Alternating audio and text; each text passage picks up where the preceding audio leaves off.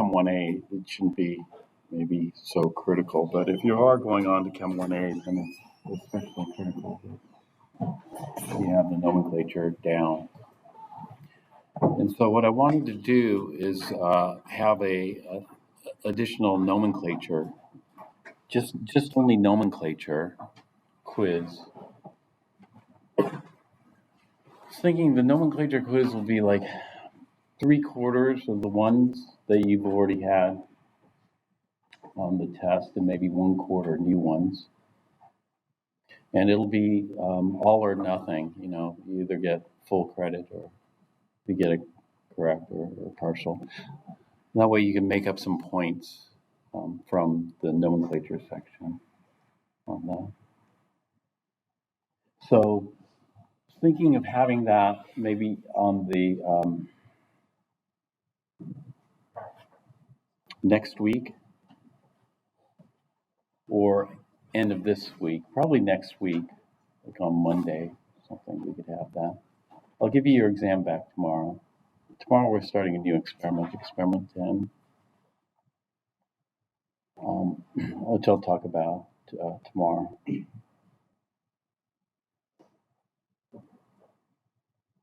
So I'll give you more details after I pass back the test so you could see how the nomenclature section went.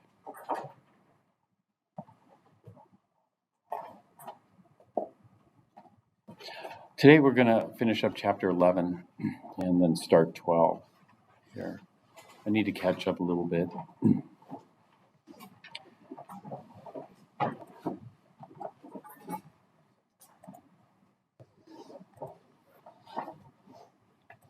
So, chapter 11, we introduced the Bohr model. Bohr model is not used anymore. Bohr model had Bohr orbits. The n equals 1 orbit, n equals 2, n equals 3. This is not to scale because the orbits, the distances, that is the radius, increases by n squared. And so the radiuses get larger and larger. But this is kind of the pictorial graph. They don't have to be in a plane, the orbits. They could be anywhere on the sphere. They just have to be a certain distance. That distance dictates the energy. The larger the distance, the higher the energy. It must be moving faster in that case. However, even though parts of this were successful at making some predictions about the hydrogen atom, it couldn't predict anything beyond that. And so this has been abandoned.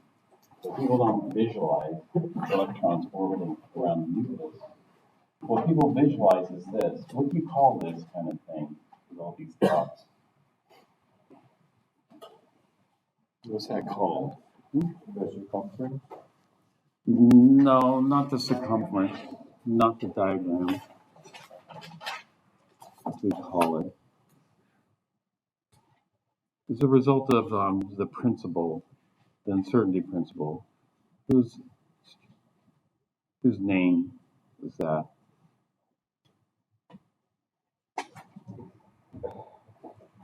There's certain names that are pretty big in this, although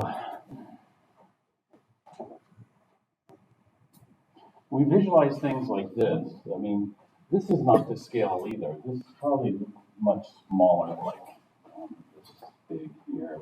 This is the lowest energy one. It should be about like this big. Okay.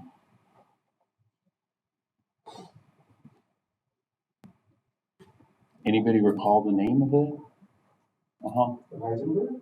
Heisenberg was a person. Heisenberg and the uncertainty principle. That was the reason we have to visualize things like this. And does anybody recall what Heisenberg's uncertainty principle stated?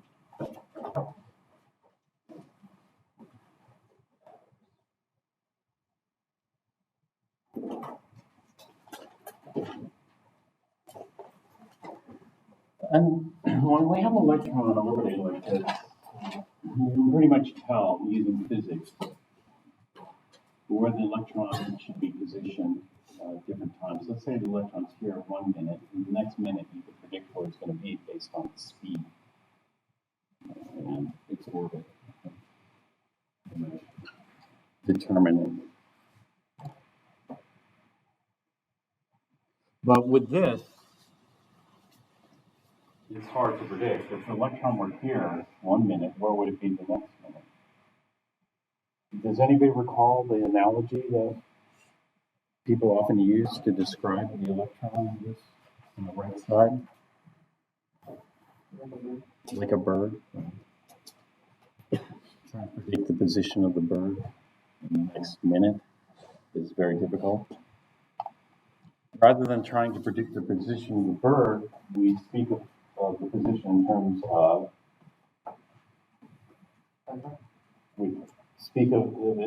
of this. This is what's called this is the quantum mechanics model.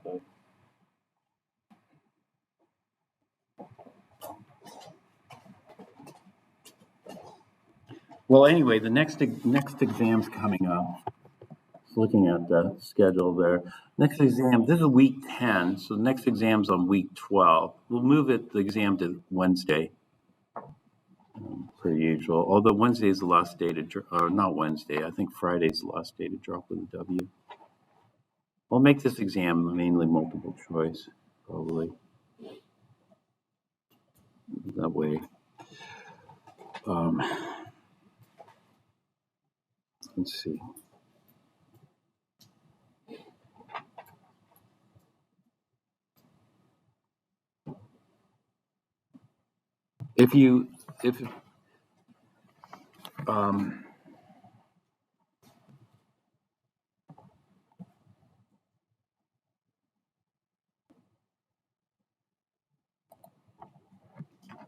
Well, anyway, I don't have that much time, so we'll just zip through it. This is called a probability distribution. This is called an electron cloud. And the more dense the dots are, the greater the probability of finding an electron in that region. And so we can't pinpoint the position. This is what Heisenberg says. We can't pinpoint it. We can just determine it using a probability map like this. And then this boundary, what is this boundary called? Yeah, this border is called what? This border is called the 95% probability boundary. That means there's 95% of the dots occur inside here, 5% of the dots occur outside. So as we get further and further away, the probability diminishes, close to zero. So there's very low probability, but there is still some probability finding it quite far from the nucleus. This is just like a bird behavior. Where do these come from, and what are these called? These are called orbitals. These are allowed states of electrons. Allowed states of electrons, we have to look at the equation. Does anybody remember the equation? It starts with an S. These are like big names, and you might go, it's not necessary to know them, but it's close, very close.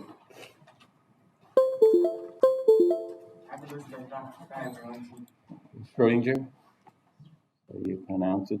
So the Schrodinger equation tells us this. From the Schrodinger equation, we get the orbitals. Those are called orbitals, by the way.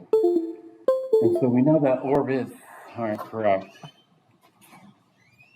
Orbits are wrong. Orbitals are correct. And this is just one orbital here. This is multiple orbits. So I don't know why they didn't do the one for one. We have orbitals, and this is just one orbital here. This is many orbits here.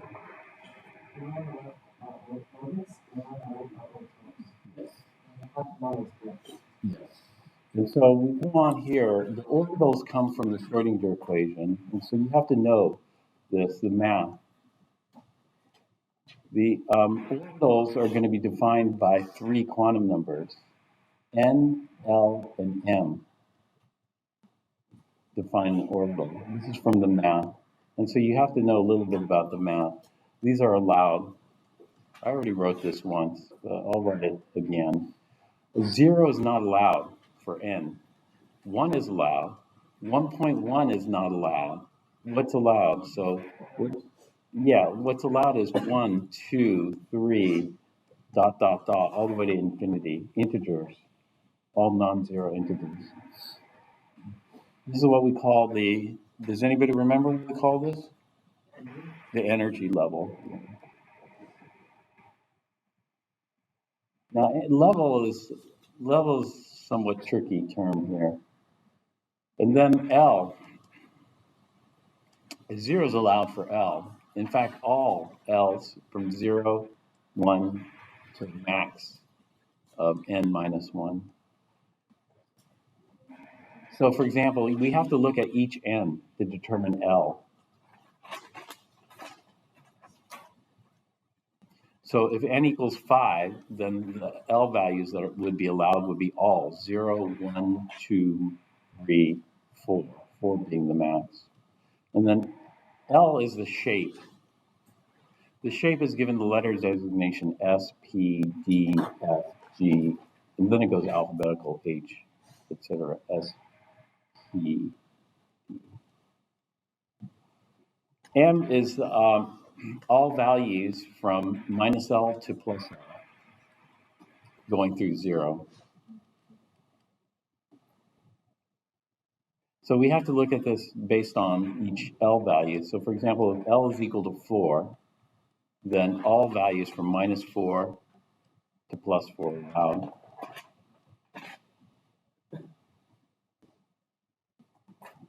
These are also integer values. This all comes from the math of the Schrodinger equation.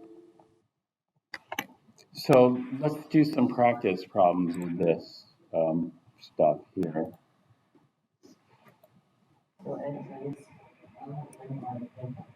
Yes.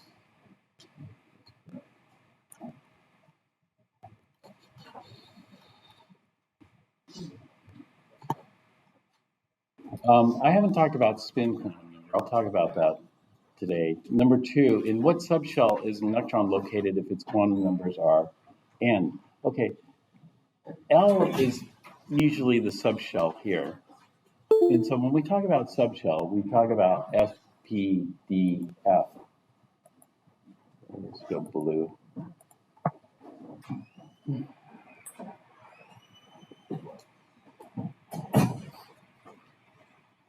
And so the S, P, D, F, etc. That's the subshell. And so all we do is we look at the L. So for example, the L is equal to 0. That tells me it is the S subshell. If we go over here, L is equal to 2. So we go, S is 0, P is 1, D is 2. So this is the D subshell. What are the values of N and L for an electron in a 3p orbital? Well, the 3 is the N value. So N is 3, and P is L equals, going up here, L equals 1. So N equals 3, L equals 1. In the 4F, so N is equal to 4, and now F, okay, S, P, D, F. F has got to be 3. So this is L equals 3. What are the possible values of L in the 4th shell? Now the 4th shell, it depends on how we dictate the shell. You know, we should say the 4th, I don't like to use this word because it depends if we're talking about single electron or multi-electron. And so what are the possible values of L when n equals 4? I'm just going to say when n equals 4.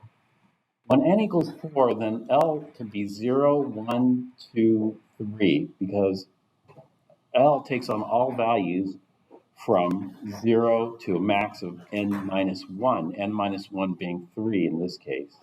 So what that means is that we should see a 4s, a 4p, a 4d, and a 4f. These are the possible subshells or values here. So the values, the S, P, D, and F,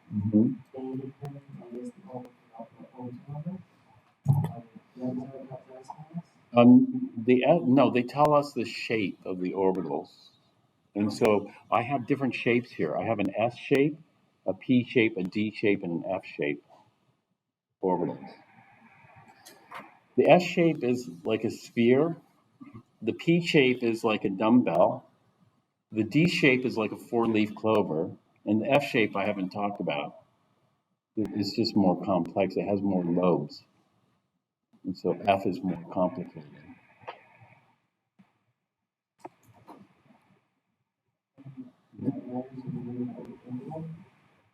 Yes, interchangeable. The math uses the numbers, and then somebody else came up with the letters. Who came up with the letters are the experimental chemists, physicists who observed the spectrum empirically, right, from observation. S comes from the experimentalists. You know what S stands for? Sharp. Sharp. P stands for principal. Principal's the biggest. D stands for diffuse. And so when they looked at the spectra of these, they saw a sharp line originating from S electrons, and then a big line representing from the P, etc. So they came from that. Now, if we're in the 3D, then D means the L must be what?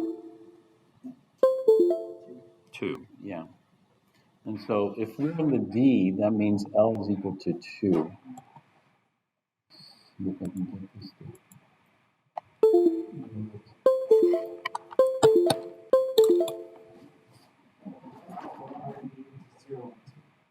I'm sorry? No, D is only, each D is only, 0 is S, P is 1, D is 2. Yeah, but I wouldn't have called it the fourth shell. I would have just said when n equals 4, what are the possible L values?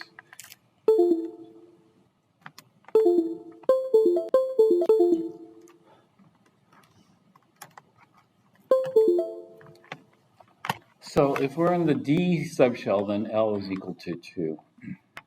What are the possible values of M in A? Now they call it M sub L because M depends on L. Remember, M goes from minus L to plus L. So when we go to P sublevel, what is L? L is equal to 1. Therefore, M is equal to minus 1, 0, or plus 1. So the possible values are 3 possible values.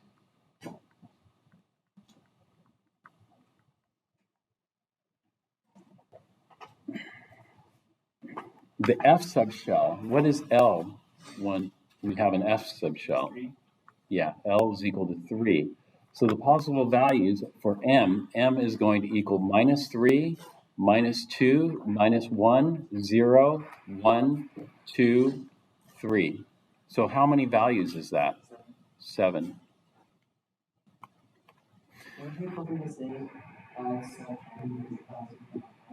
Yeah, that's fine too.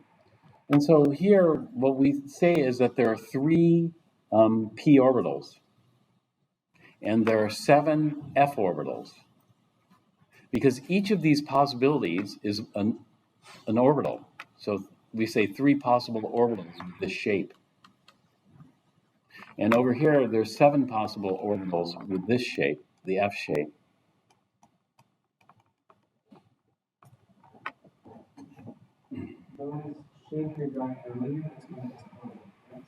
I'm sorry? The shapes you drew earlier with S, U, D, and F, those are all orbitals. Yes, yes. Those are orbitals. So, okay, we have to go to the next step now. The next step is, what do we do with the orbitals? What we do with the orbitals is that's where the electrons are located. And so, just to summarize orbitals here, let's take a look. We have the Schrodinger equation here. And that tells us the allowed orbitals.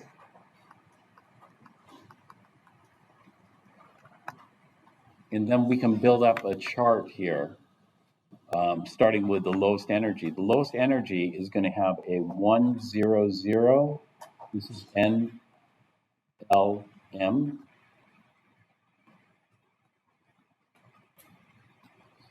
A 1, 0 is called a 1s. And so we just call it 1s. That's the lowest energy. Now, if n equals 1, what are my possible L values? 0.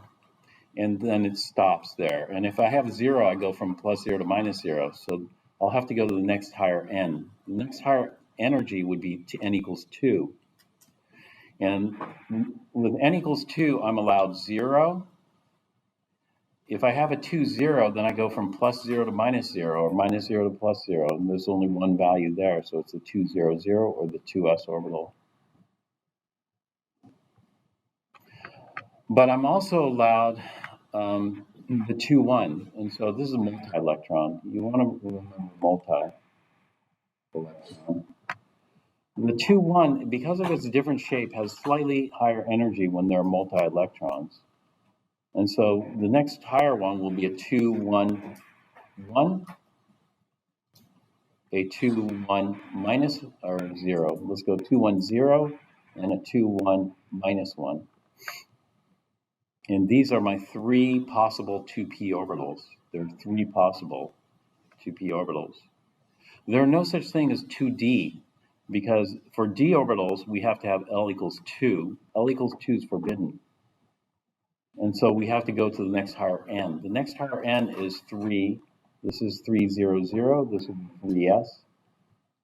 There's only one of those. And then slightly higher in energy because of its shape, we have the 3p's. The 3p's, we have 3 of them. 3, 1, 1, 3, 1, 0, and a 3, 1, negative 1. And then we have the 3D, but the 3D, we're not going to see that next, because what we have is this little energy pyramid. And this energy pyramid is going to tell us what the shells. This is why I didn't want to use shells earlier. And so we can see how L is going to vary. So this first column here, L equals 0. L equals 1, L equals 2, L equals 3. And then over here I have the n's. You know, the n equals 1, n equals 2, 3, 4. So if n equals 1, L equals 0 is only allowed. If n is equal to 2, then I can have 0 and 1. It's got to stop. So it stops here at 2p. If n equals 3, I could have 0, 1, 2, but I can't have 3. So there's 4f is fine, but 3f is forbidden. I can't have a 3f because that violates the Schrodinger equation. And so the pyramid stops here because that would exceed the max L value, the max L value being n minus 1. And then the way we're going to use this pyramid is to generate the energies here by going diagonal through the S's. So here, this is the first shell. All right, which would be here. That's the first shell here. And then let's look at the next shell. Let's do it. The next shell starts with an S and then ends at the S. And so it's got to stop here because, and so in the second shell, we'll have the 2s and the 2p. The 2p's are slightly higher in energy. And then let's take a look at the third shell. The third shell is going to start with the 3s here, and then go back up, and then through the 3p and stop at 4s. So in the third shell, we have the 3s and the 3p, the 3p being slightly higher in energy. And then let's go to the fourth shell. The fourth shell is going to start with 4s, and then go back up to 3D and then 4P and then stop at 5S. 5S I didn't write here, but I wrote it last time. This is all reviewed. And so we're going to have the next shell, which is going to start with 4S. 4S is a 400 or 4S. And then after 4S, I follow the line, it goes to 3D. So 3D is another L value, and D, there are 5 possible D values here. And so we're going to have a 3, 2, 2, 3, 2, 1, a 3, 2, 0, a 3, 2, negative 1, and a 3, 2, negative 2. So that gives us a total of 5 D orbitals here. These are 3D. And so we go in the order 4S to 3D. So 4S here, and then these 3D are all the same energy. So I draw 5 lines at the same energy. But higher in energy will be the 4P. And so the 4P are going to come next. They're going to be up here, higher in energy. And there are 3 4P orbitals. What are the 3 4P orbitals? Good. 4, 1, 1, 4, 1, 0. And give me the last one. 4, 1, negative 1. These 3 are the same energy. And so I'll draw the 3 lines here at the same, or try to draw the 3 lines at the same energy here.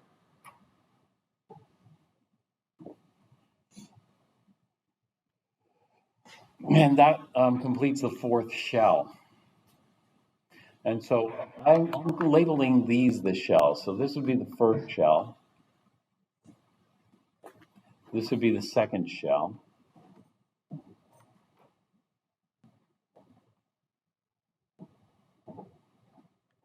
This would be the 3rd shell. And this would be the 4th shell here.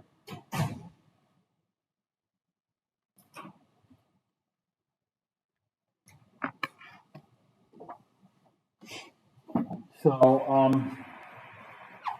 using this, we can build up the entire diagram.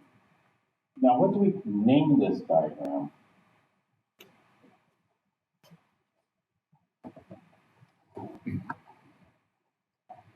This diagram is called the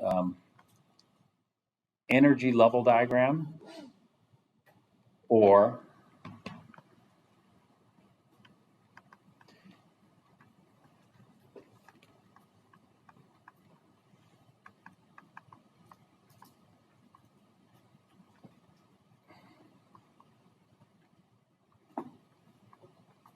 energy level diagram, or orbital energy level diagram, or atomic orbital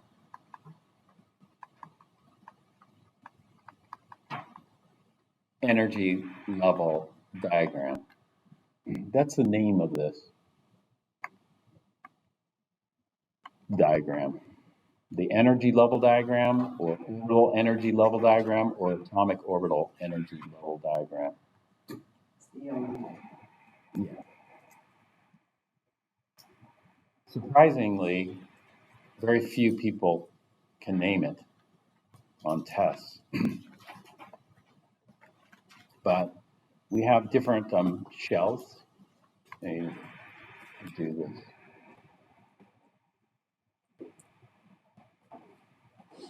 This is kind of what I had last time.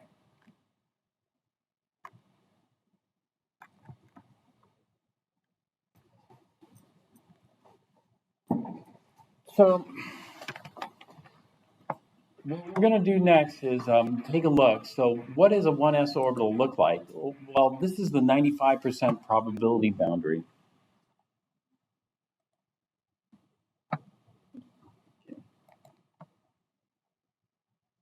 So 1s is the lowest energy orbital. 95% of the dots are going to be inside here, 5% are outside. Now, 2s is higher in energy, and therefore it could be further away from the nucleus. The nucleus is right at the center here of the sphere. And since it has higher energy, of course, we're going to expect greater probability of being further out. This would be a 2s, or 2, 0, 0. This is a 1s, or 1, 0, 0. This is a 3s, or 3, 0, 0. 3s is going to have even higher energy. And the other structural features here we can talk about in Chem 1a, but skip in Chem 4. You just need to know it gets bigger and bigger. The orbitals get bigger and bigger the higher the energy is. N equals 1, N equals 2, N equals 3, N equals 3, higher in energy.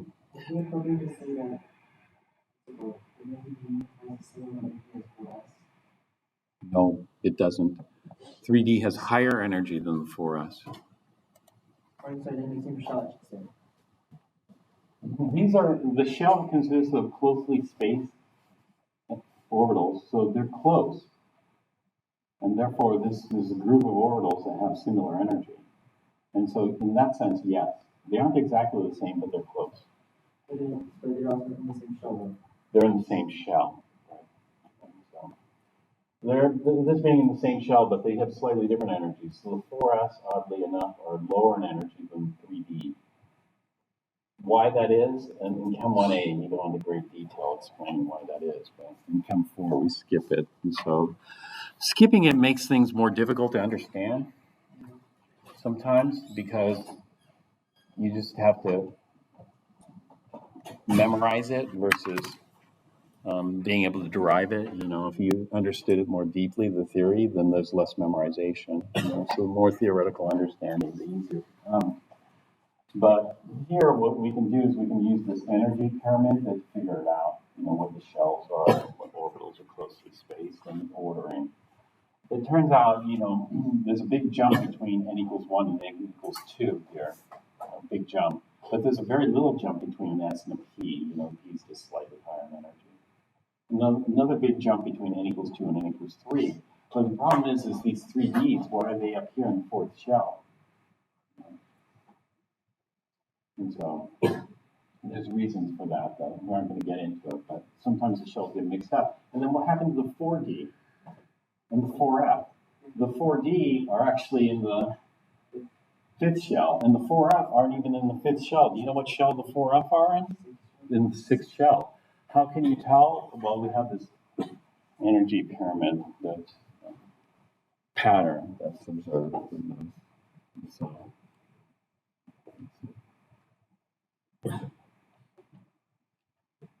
So the s orbitals all look like this. This is the L equals 0. And so here, the s orbitals I have in this column here. So small, bigger, big, and much bigger, 4, 0, 0. They just keep getting bigger and bigger. That's the shape for the L equals 0. And the L equals 1 I have in this column here. The L equals 1 have a different shape to them. And so this is the L equals 0, or s orbital. These are L equals 1 orbitals here. The L equals 1 orbitals are these kind of dumbbell shaped. This is a 95% probability boundary here. There's actually 0 probability at the nucleus here. There's pretty good probability it's right on the nucleus up there, but here we have what we call a node, a planar node here. And so these are the 3 key orbitals. And they're the exact same shape, it's just oriented differently in space. So these are the 3 possible ones. We call it px, py, and pz, depending on the axis. We do a Cartesian coordinate system for these orbitals. When we go to L equals 2, it gets more complex. These are L equals 2 or d orbitals here. The d orbitals here have a 4-leaf clover shape here, except for 1. And so we have 4 different orientations of 4-leaf clover here, depending on the planes. And so these represent the planes. So we can use n values. The n values will be -2, -1, 0, 1, 2. Those would be the n values. And each n value will have a different orientation. However, this one's a little different. This one has a little hula hoop, and so it's like a p orbital like this with a hula hoop around it. And so that's one that looks quite different than the others, but pretty much all these five are the same energy. So L determines the number of spheres, or No, L determines the shape. M determines the number. So L equals 0, N equals 0, only 1. L equals 1, N equals -1, 0, +1. L equals 2, M equals -2, -1, 0, +1, +2, 5. So M determines how many there are, how many orbitals of that shape there are. L determines the shape. In multi-electron atoms, the energy depends on N and L. In the Bohr model, the energy only depends on N. And so that's what screwed things up for the Bohr model. In the hydrogen atom, it worked out because in the hydrogen atom only has one electron, so there are no other electrons to interfere, and therefore this collapses. And so all the N's have the same energy, exactly the same energy. And so these three D's will drop down here, and the 3S, 3P, and 3E are all in a straight line there. That's what single electron. Yeah, Kel? Are we going to have to memorize the shapes? The only shape that people would see on a test would be something like this. And so the thing is, I've seen like on standardized tests where they ask like Chem 4, this would be a Chem 4 level. They have an orbital like this. Is this an S orbital, a P orbital, or a D orbital? Mm-hmm. Yeah, that would be the level of question. You don't have to memorize them. You just have to know that you have simple, medium, complex, something like that. And so S, P, and D. You aren't going to have to know anything beyond that.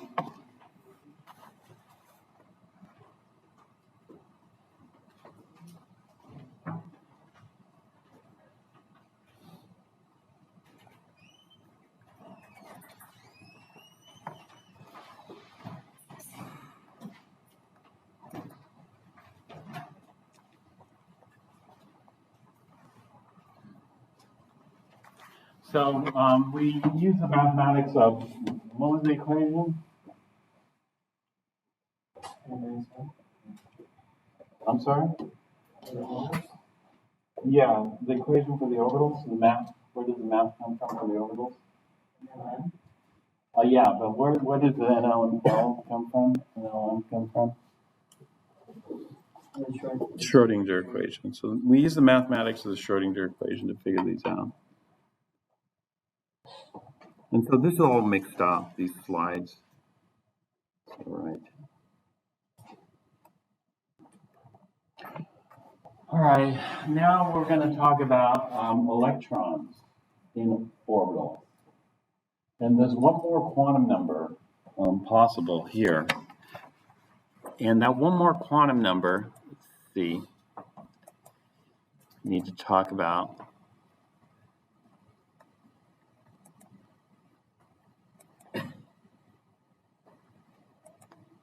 I'm missing the slide for it.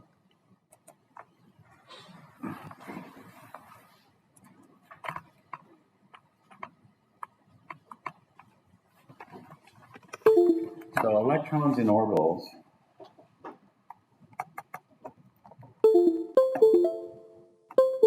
Connection. Okay. Electrons in orbitals. We need N, L, and M tell us what? It tells us the orbital. That equals the orbital. This is the address. So let's say you want to pinpoint the electron. Where does the electron live? It doesn't live there permanently, or maybe it does live there permanently. But if you want to figure out where the electron lives, you need its address. N, L, and M are the address for the electron. There's one more quantum number, and that's S, or M sub S. I'll just use S. In the electron, this is purely quantum mechanical. The electron can have a magnetic moment, like a north pole and a south pole on the electron. And so the electron acts like a magnet.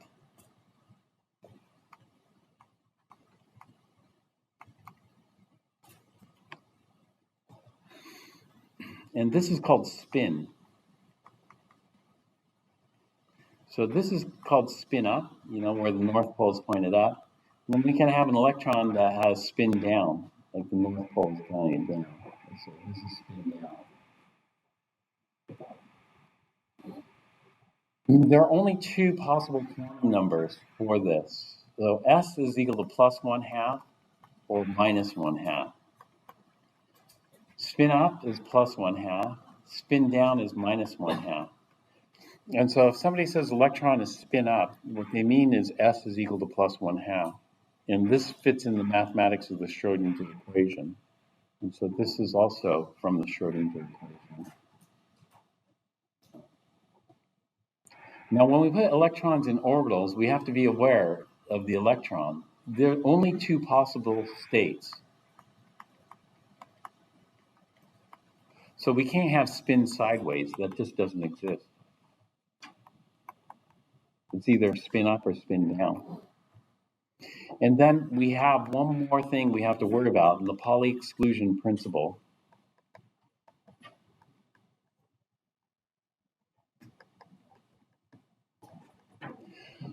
There's some famous names. I don't know. Schrodinger's famous. Heisenberg.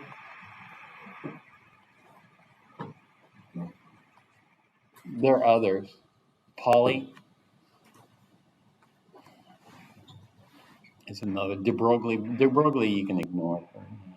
Chem 1A, you'd have to know De Broglie. Pauli exclusion principle states this: no two electrons in the same atom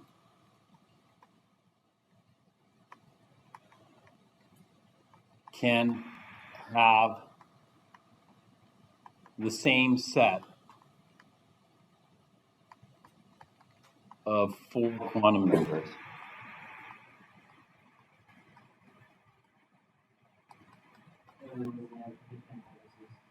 Yeah, they could have the same address, but all 4 of them can't. And so they can have the same address, but what it means is that there are only 2 possible spin states. These are called spin states here.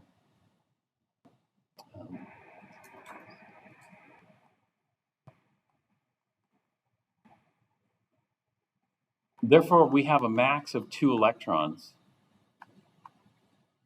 at each address. One electron, if it occupies the same address, has to be spin up. The other electron occupying the same address has to be spin down. So if there's already one electron there, it doesn't always mean there's two. It always means there's two. Yeah, so an orbital can have 0, 1, or 2 electrons.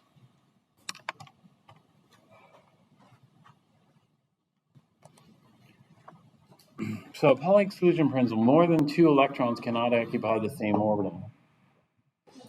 An orbital can be unoccupied, occupied by 1 electron, occupied by 2 electrons, but no other occupancy is possible.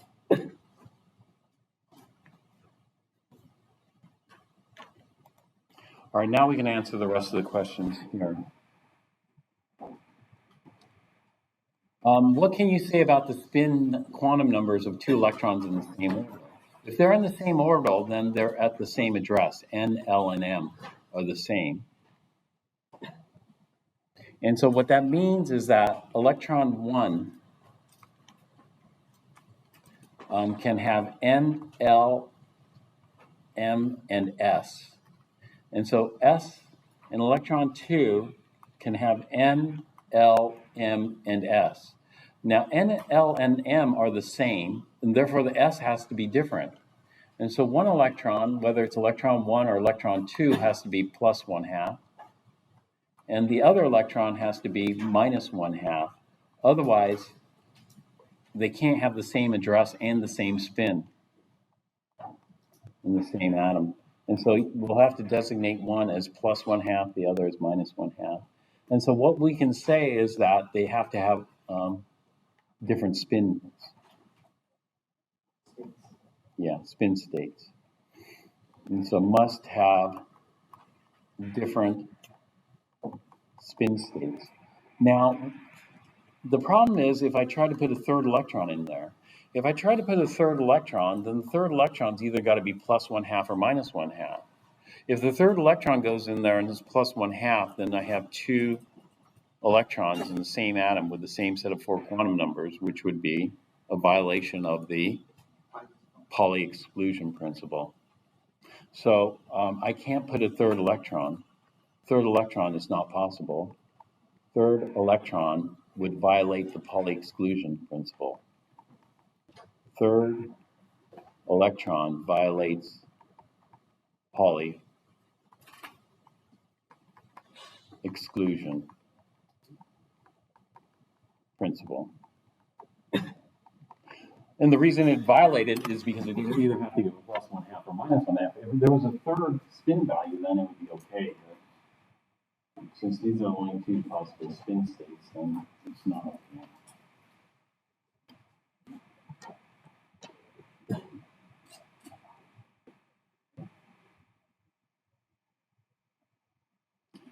So what we do is we just fill the orbitals with electrons.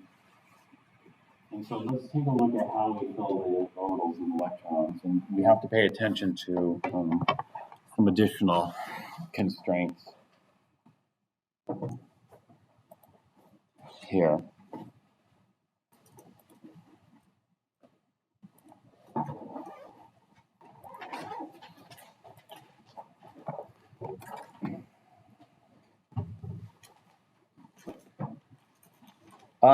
So filling orbitals with electrons.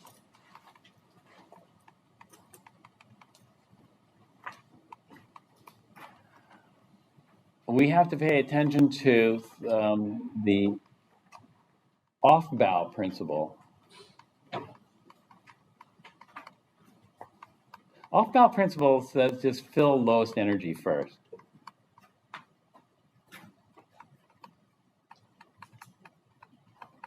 So we start off at the lowest and then build to higher and higher energies. That's off-bow principle. One off-bow. Yeah. 1, off-bow principle. 2, we need to pay attention to the Pauli exclusion principle, which we just talked about. 3, we need to pay attention to Hund's rule. Hund's rule says that when we have degenerate, so let me put this as energetically degenerate,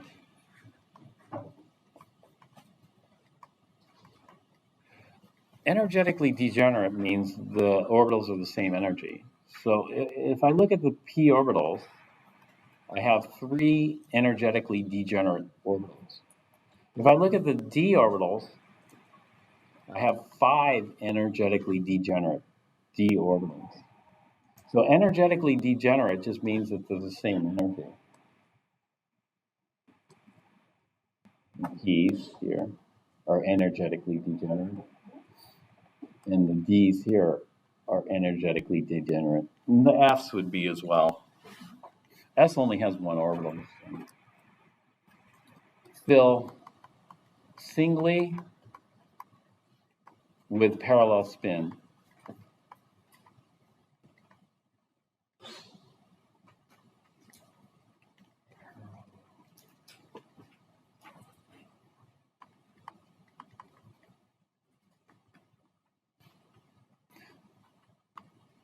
So I'm going to use the notation here, 1s, 2s, 2p. I could also use this quantum mechanical notation, 100, 200, etc. 2, 1, negative 1, or it doesn't matter which order, 2, 1, 0, 2, 1, 1. You go negative to positive or positive to negative, it doesn't matter. What comes after 2p?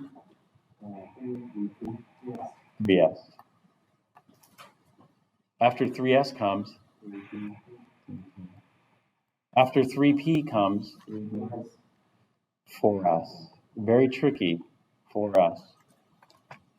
Sneaks in there before the 3d. The 3d come after the 4s. It's unintuitive. And then the 4p. And then we've completed how many shells? 4 shells. These are 4 complete shells.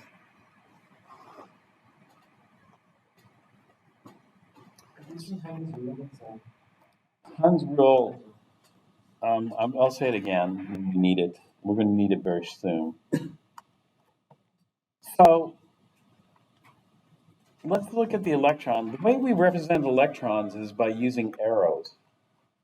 An arrow with an arrowhead pointed up is spin up. An arrow with the arrowhead pointed down is spin down.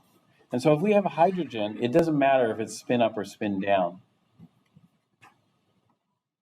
Hydrogen has 1 electron. And so for the hydrogen, I could write it spin up, arrowhead up, or spin down. It doesn't matter. Hydrogen has 1 electron. That 1 electron should be in a 1s orbital. And the 4 quantum numbers, what are the 4 quantum numbers for this electron? The 4 quantum numbers are its address, 1, 0, 0, and then its spin. What is its spin? Plus 1/2 or minus 1/2? Plus 1/2. And so these are the 4 quantum numbers that we talk about in the Pauli exclusion principle. The NLM tells us where it is, and the plus 1/2 tells us its spin. And so this would be a 1, 0, 0 plus 1/2 electron. That's hydrogen. Now, if I have hydrogen spin up, then helium's got to be, the next electron's got to be spin down. And so helium would have 2 electrons. And the second electron's got it to be a 1, 0, 0, that's its address. And its spin will be minus 1/2. Lithium has 3 electrons, but the third electron can't fit into a 1s orbital because of the Pauli exclusion principle. The third electron must go to the next higher orbital, which is going to be what? The next higher energy orbital is 2s. So lithium will look like this with 3 electrons. And what are the 4 quantum numbers for this electron? That would be a 2, 0, 0 plus 1/2.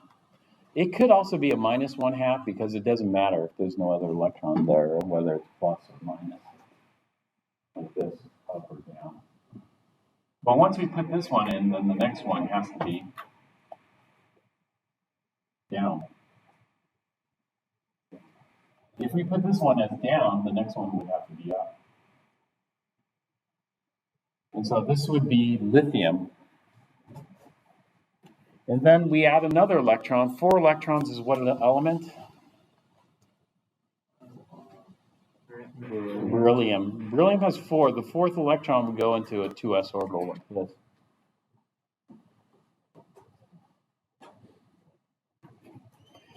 And then 2, 4, 5 electrons would be what element? Boron. Now, which one of these do I fill first? The first one, the middle one, or the last one? It's the lowest first. Except, you're right, according to Aufbau, you do the lowest energy, but 2, 1, 0. Are these 3 energetically degenerate or non-degenerate? Non-degenerate means they have different energies. So these 3 2p orbitals, are they the same energy or different energies? They're the same energy. And that's because the only difference is x, y, z. If you look at the shape, x, y, z, there should be no difference. They're all the same. They're just oriented 90 degrees relative to one another. So they should be exactly the same energy. It doesn't matter. And so it doesn't matter which one you choose. You could fill it into the first one, middle one, or the last one. It doesn't matter. But we'll just fill it into the first one because we like to go left to right. But if I put it in the middle one, it doesn't violate anything. Or if I put it in the last one, it doesn't violate anything. If I put the spin up or spin down, it doesn't violate anything. And so the convention is we'll just put it on the left, spin up.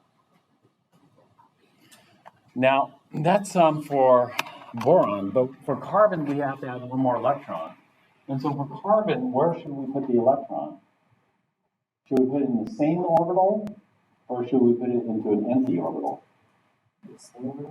It turns out we don't put it in the same orbital. Because one of the reasons we don't put it in the same orbital is because there's a negative repulsion. You have two electrons in the same orbital, they're occupying the same address, the same volume of space, and therefore there's slight repulsion. What happens is we pair it here because in order for the electron to have more space, more free space, it would have to be promoted here. It would have to go higher in energy. So here we have to fill this. But up here, it has an empty room.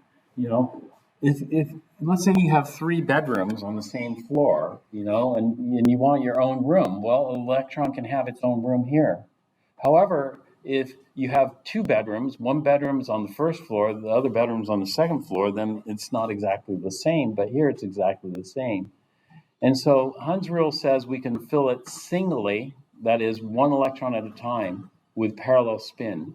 It turns out having parallel spin like this versus anti-parallel spin like this is lower in energy here for this. And so this is Hund's rule.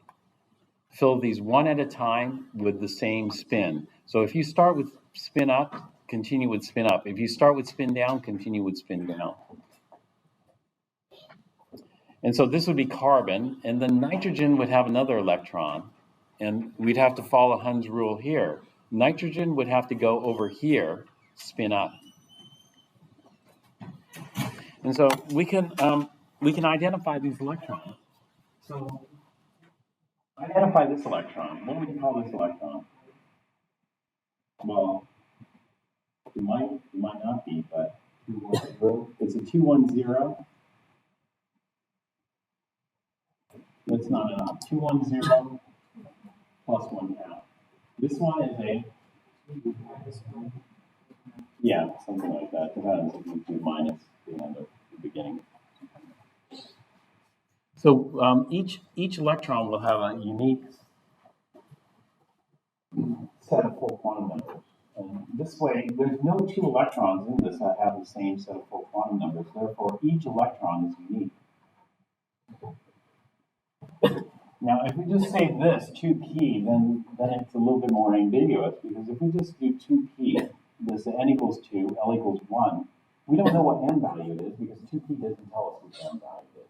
Unless we do 2px, 2py, 2pz, then it would tell us. But most people will just say 2p. And so here we'd say the first 2p orbital is an electron will spin up, but it's not so clear. And so this is the advantage of using the N versus the N and then the letter designation for L. All right, that's for nitrogen. Then oxygen has 1 more electron. Where do we put the oxygen? Same one. Or anyone. Yeah, any one, but it has to be spin down.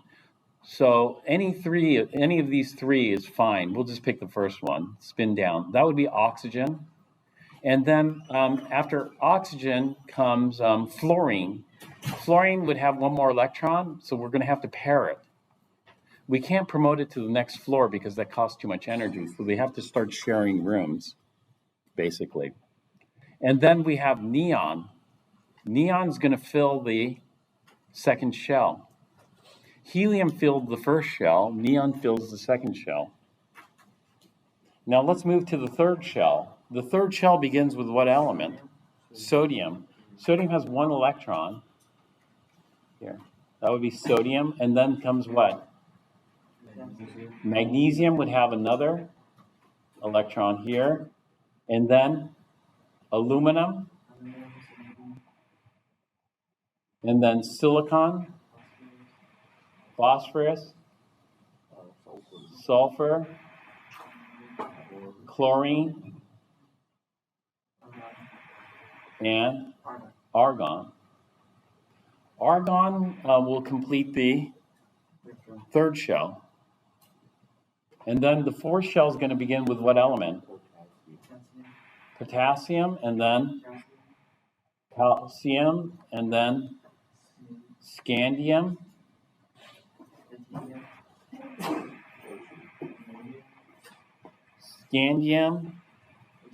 titanium, vanadium, chromium, manganese, iron, cobalt, nickel, copper, zinc. That fills the 3D subshell. We call this a 3D subshell. So the 3D subshell began with scandium and ends with zinc. And then we go to the 4P, which would begin with gallium. Gallium, and then germanium, arsenic, selenium, bromine, krypton. So krypton would complete the fourth shell. Here. Right. Can we see, for example,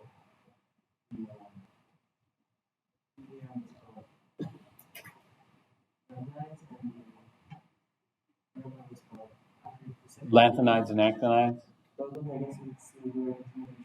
Yeah. Right, exactly. If we continue the chart.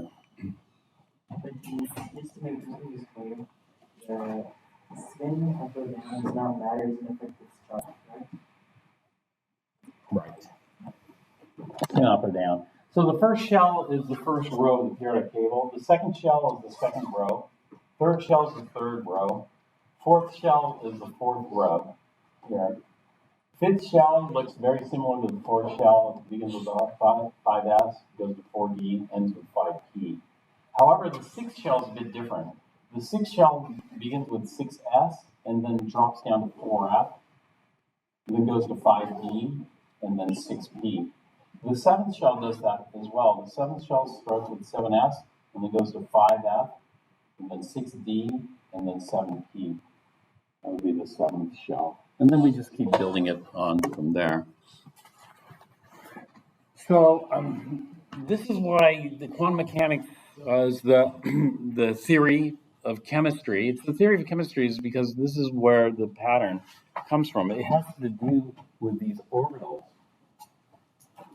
And that is the chemical properties, because the periodic tables range based on chemical properties. The chemical properties of family are very similar. And the chemical properties of a period, this is a row, it's called a period, varies from metallic to non-metallic. So metallic on the left, non-metallic on the right. I'm sorry? Yeah. Well, that 2,8 is the pattern for electrons. This is another pattern.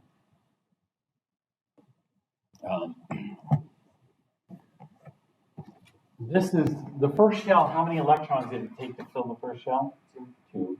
The second shell, how many electrons total did it take to fill the second shell? 8. Third shell? No, 8. 8 again. Oh, the third shell, 8. And 16. 2, 8, 8, not 16, 18. 2, 8, 8, 18, 18. There's a pattern with the electrons. And there's rules. There's what we call the duet rule, which is the rule of two. And then there's something called the octet rule. Octet means, do you know, 8. And then we have the 18 electron rule. There's no fancy for that. It's just called the 18 electron rule. But actually, that's Chem 1A. We're not going to get into it. And so that pattern we don't worry about. And so this continues. We just go, et cetera, and then we can build the entire periodic table.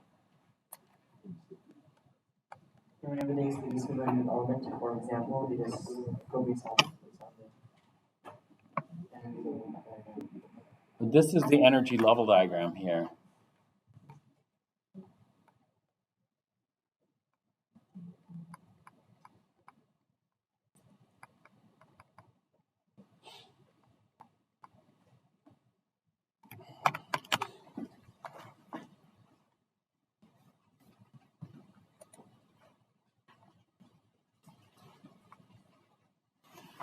All right, so let's look at number 9 here. Which neutral element is identified by each notation?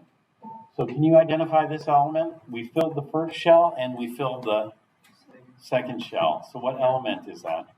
Neon. What element is this? We filled the first shell, the second shell, the third shell, and then the S subshell is filled, but the D, not selenium.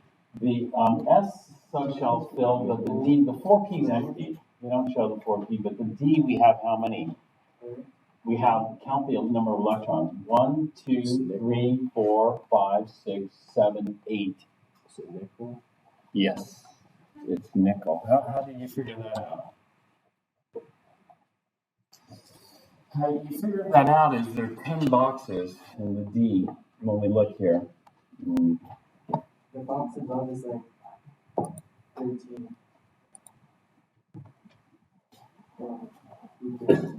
There are 5 orbitals in the D. And 5 orbitals takes 10 electrons to fill. So there are 10 boxes here. Each box corresponds to an additional electron. So we go 1, 2, 3, 4, 5, 6, 7, 8. Am I wrong? 9, 10. And so 8 would be here. Which element is that? Yeah, nickel. And so it goes, we just look at the periodic table. Iron, cobalt, nickel. This is nickel. Does that make sense? Okay.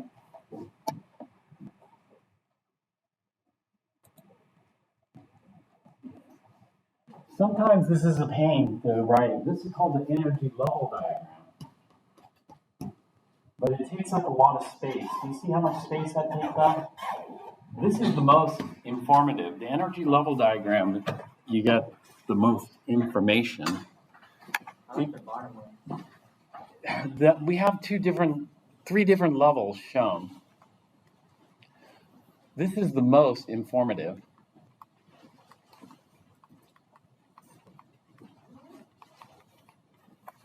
This is middle. This is called the orbital box diagram.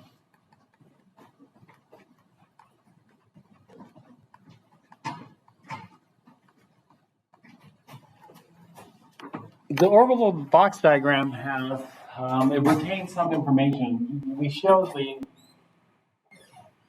orbitals here, but what we're lacking is the energy spacing. These are all evenly spaced, the 1s, the 2s. It looks as if the 2p are a big jump rather than a small jump. Between the 1s and the 2s is a big jump. Between the 2s and the 2p is a very small jump. But in an orbital box diagram, we lose that information. And so going over here, you can see everything's evenly spaced.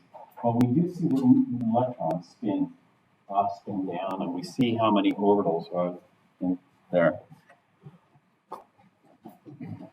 The bottom one is the electron configuration.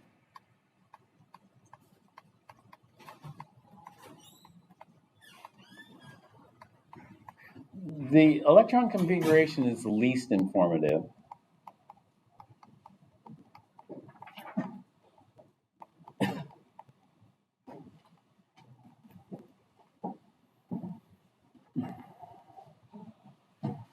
We have two varieties. Here we're showing all.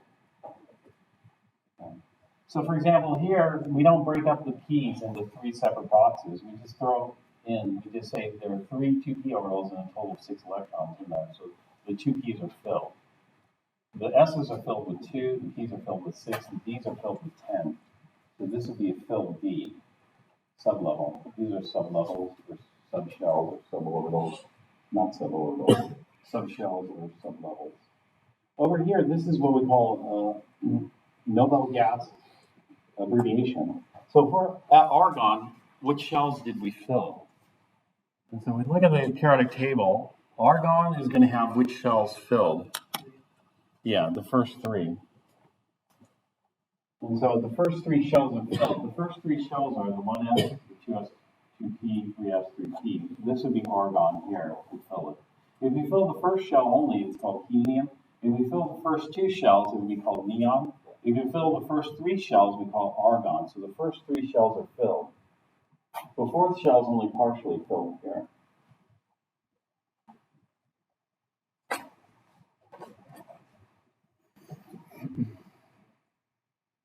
So let's go on to this one, B. What element is B? Can you tell? The second shell. Second shell is, Take away one. take away one from, what would it be? Fluoride. Fluorine. Fluorine. Fluoride is with a negative charge. What's E? The third shell, but take away 4. Okay. That would be Silicon's correct. Good. What would be C? fourth shell.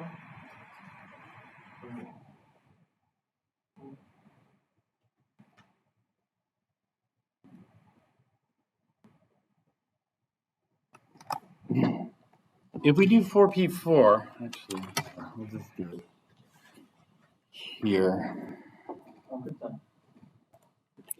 No, not krypton.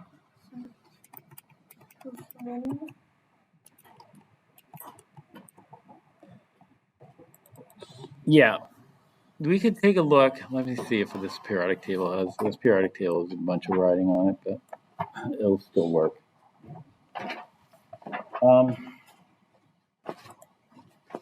So here we're at the third shell, and how many electrons do we have in the third shell? 1, 2, 3, 4. 4 electrons in the third shell. 4 electrons in the third shell. We go here.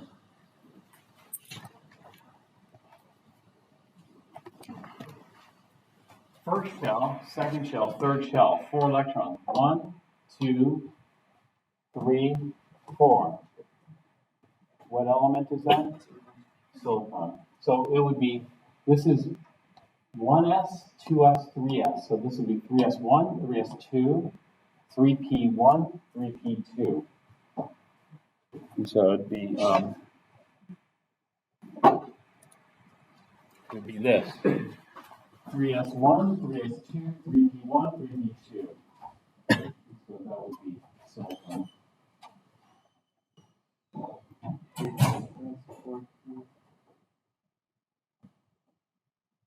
I guess we already did that. Which one is this? Selenium? 4p4. Okay, so let's go back here. This is the one we were looking at. I got mixed up. So let me go back to this one. Fourth shell. So first shell, second shell, third shell, fourth shell. So fourth shell begins with 4s. So we have 4s1, 4s2, 3d1, 2, 3, 4, 5, 6, 7, 8, 9, 10. 4p1, 4p2, 4p3, 4p4, and selenium.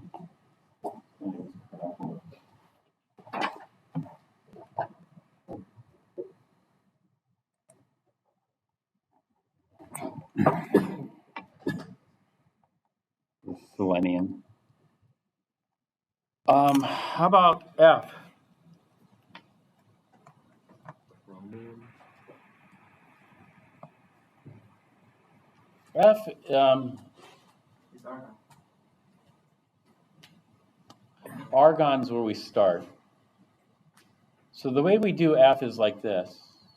I do on a periodic table. We start off with argon.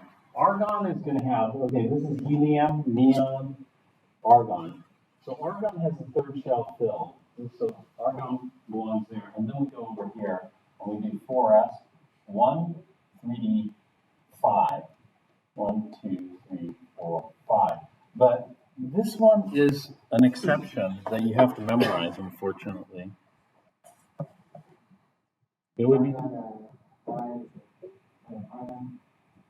be nice not to have to do this, but this is actually, you're right, this is actually chromium. And this is an exception.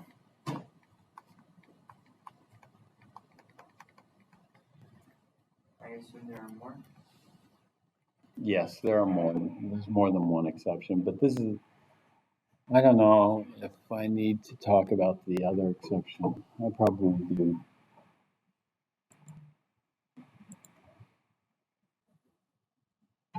Why is it chromium just like that? I'm sorry? Why is it chromium is just like that or is that? Now, chromium belongs here. And so what we do is, if chromium's here, we go argon, which fills the first 3 shells here, and then go from there. I go 4s1, 4s2, 3d1, 3d2, 3d3, 3d4. So if I'm doing what we call the electron configuration, the electron configuration for chromium should be Argon plus 1. yeah. 3, 2, 4. Yes. There's 2 exceptions here that I'm probably only going to talk about these 2 major exceptions. There are more.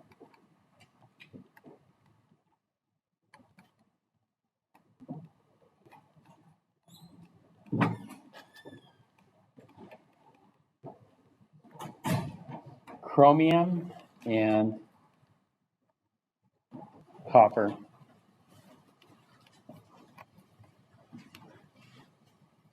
Let's look at the energy level diagram. And I'm not going to write the whole energy level diagram. I'm just going to go argon and then just show the third. 3s. Or actually, doing but I need to go to the 4. Argon fills the 3. So it goes 4s, 3d, 4p.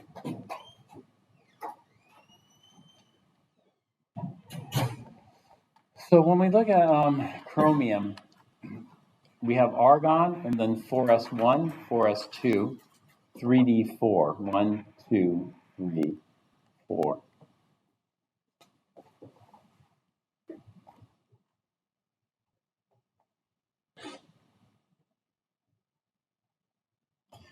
And we talk about something called symmetry. Let's say you have a round cake. It's nice and symmetric like this.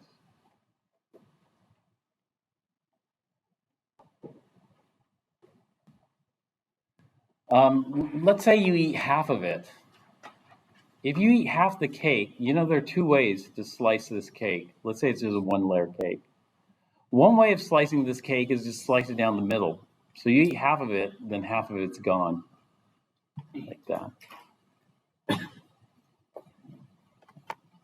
But what if you eat half of it and you slice it horizontally?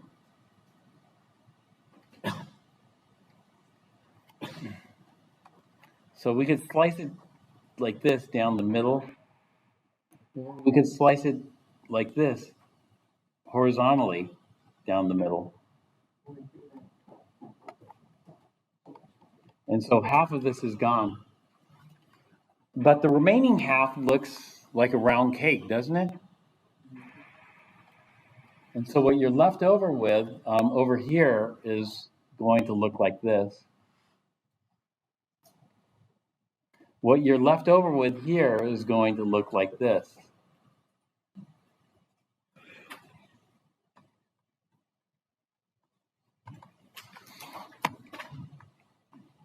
What do you think is preferred? What do you think would be kind of lower energy? What do you think would be more stable? The bottom one or the upper one? The bottom one. And this is more favorable.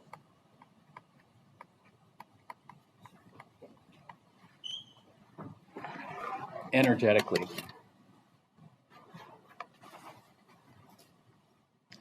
But to get this, I need to take one of these electrons. So what happens here is one of these electrons here gets promoted.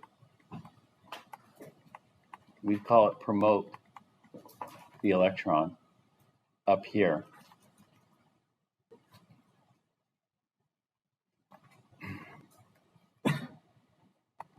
And so what we end up with is this. We end up with 4s1, that is one electron in 4s, and then 3d 5.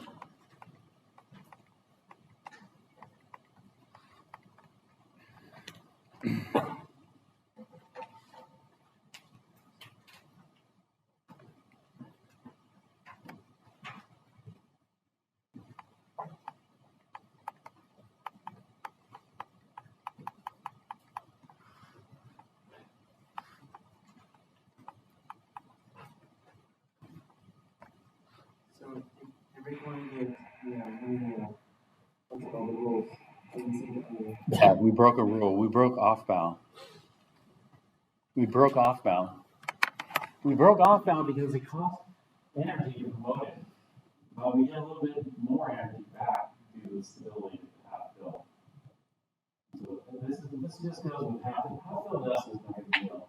The half fill or fill S is always spherically symmetric. So it doesn't matter. But a half fill D makes a difference, here. This is like thinking I have the d orbitals here. I have 5 of them. And one way to half fill them is like this. I'll put 5 electrons on the left side. Does that look very stable to you? No. The other way of filling it is I'll just spread them all out. Everybody has their own room. I'm not going to crowd one side or the other. And so the other way of half filling this is just put one in each room and spread everything out. And so this is more stable. This is going to be less stable. Yeah.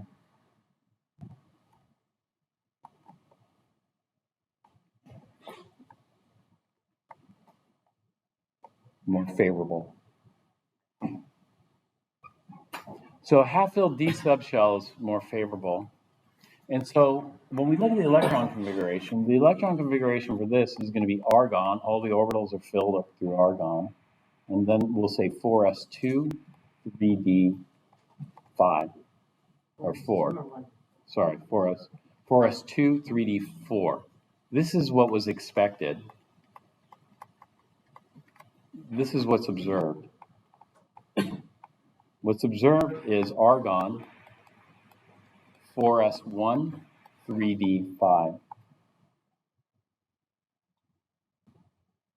Did I talk too long? 1:45, 10:45, no.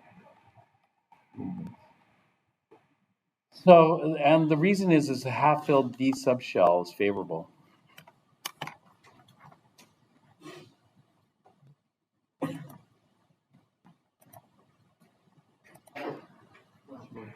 The other major exception is copper. When we look at copper, we're going to fill argon. Now, argon means this. Argon means all, the 1s is filled, the 2s is filled, 2p is filled, if the 1s is filled, that's helium. If the 2s is filled, that's neon. Now we got to fill the 3s, the 3p. If the 3s and the 3p are filled, then that's argon. And so when I say argon, I mean all these. It's argon. And so when we look at copper, I'm just going to use this argon, and then the next shell is going to be in with 4s, and then 3d, and then 4p. And then I throw in the electrons in here. Copper is going to have 4s2, 3d. There's going to be 9. We got 9 boxes out.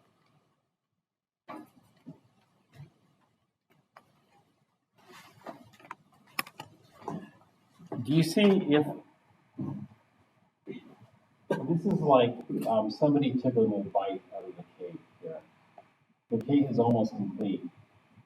However, what we can do is we can make the cake complete. We can make the cake complete if we take one of these s electrons and promote it there. Then we'll have a nice, big, complete cake.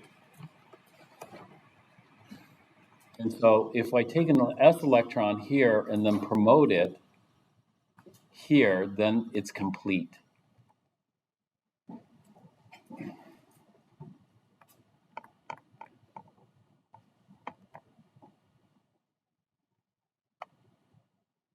And so the expected electron configuration is the most compact. That's the reason why a lot of people liked it. The expected is 4s2, 3d9, but it's just one electron short of filling. And therefore what's observed is this. Argon, we lose one of the 4s's, and that gets promoted to the 3d. So it's 4s1, 3d10. That's what's observed. And so it's favorable to have a filled d subshell.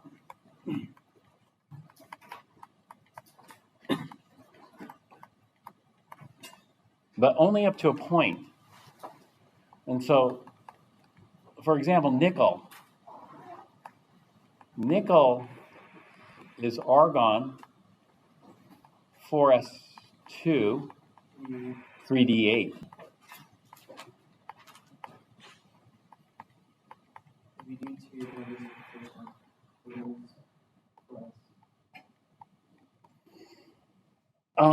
In order to fill this, we'd have to lose both 4s electrons, right? It's too much to promote 2 electrons. It's too much energy to promote 2 electrons.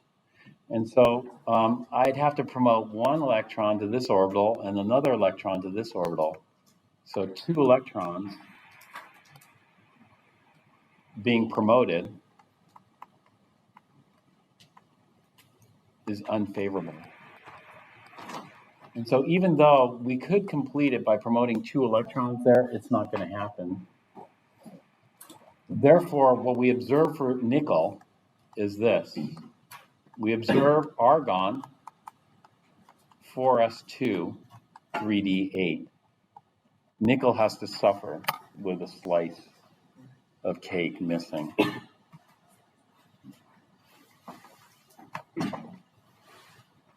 This is 2-layer. The top there.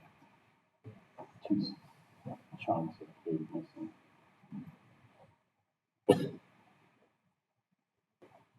So there's that. All right, we'll take a break now and then start after the break.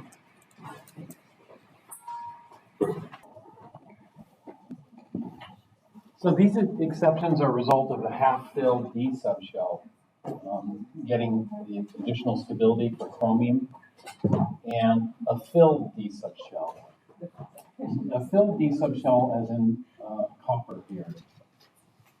The filled D subshell is going to be a bit more stable than a half-filled D subshell, but a filled shell is going to be the most stable.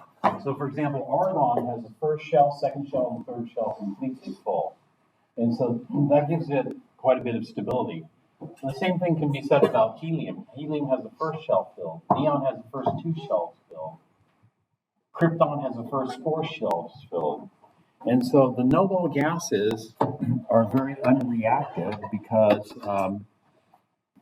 of their filled shell configuration. And so we have different levels of stability here. You know, we have the filled shells, and then we have the half-filled subshells in chromium, and then we had the filled subshell is in copper, leading to it. And so filled shells, half-filled shells, etc., subshells, can be related. So let's take a look at this next problem here. Number 6, in the ground state just means you're following the off-bound principle. Ground state means all the electrons are in the lowest possible orbital. Versus excited state. In excited state, what happens is you excite an electron to a higher energy empty orbital, or it could be a half-filled orbital. So we have ground state versus excited state.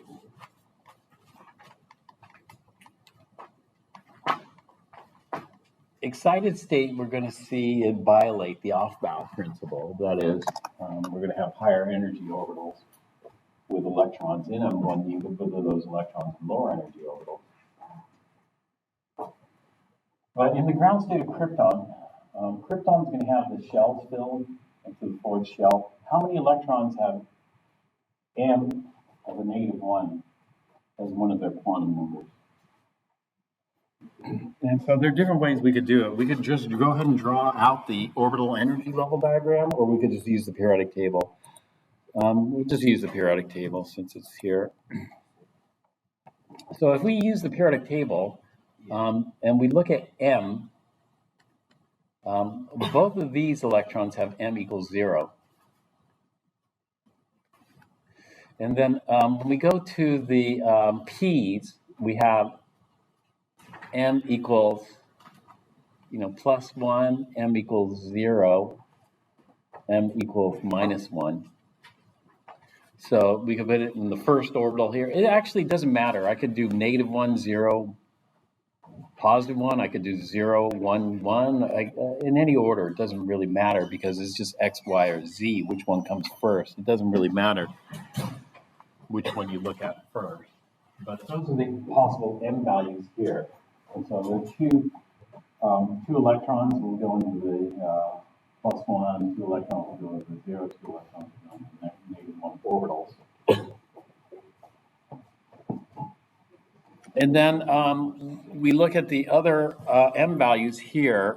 These are going to be M at, let's go with +2 to -2. So +2, +1, 0, -1, -2. And so those are our orbitals here. And what I mean by this is I'm just looking at the M value. If I wanted to look at the whole orbital, then this one is going to be a 3, 2, +2, a 3, 2, 2, +2. We can put 2 in there. One has to be spin up, the other has to be spin down. And then 3, 2, 1. Will be a 3, 2, 1. In other words, these two orbitals, these two elements are occupying that same.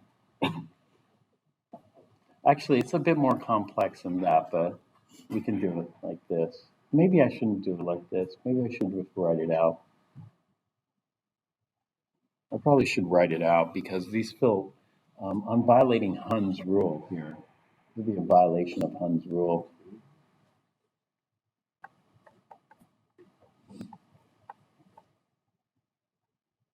Violation. So even though conceptually it seems to make sense, it's probably best to just write it out for krypton. And so let's go ahead and do that for krypton then.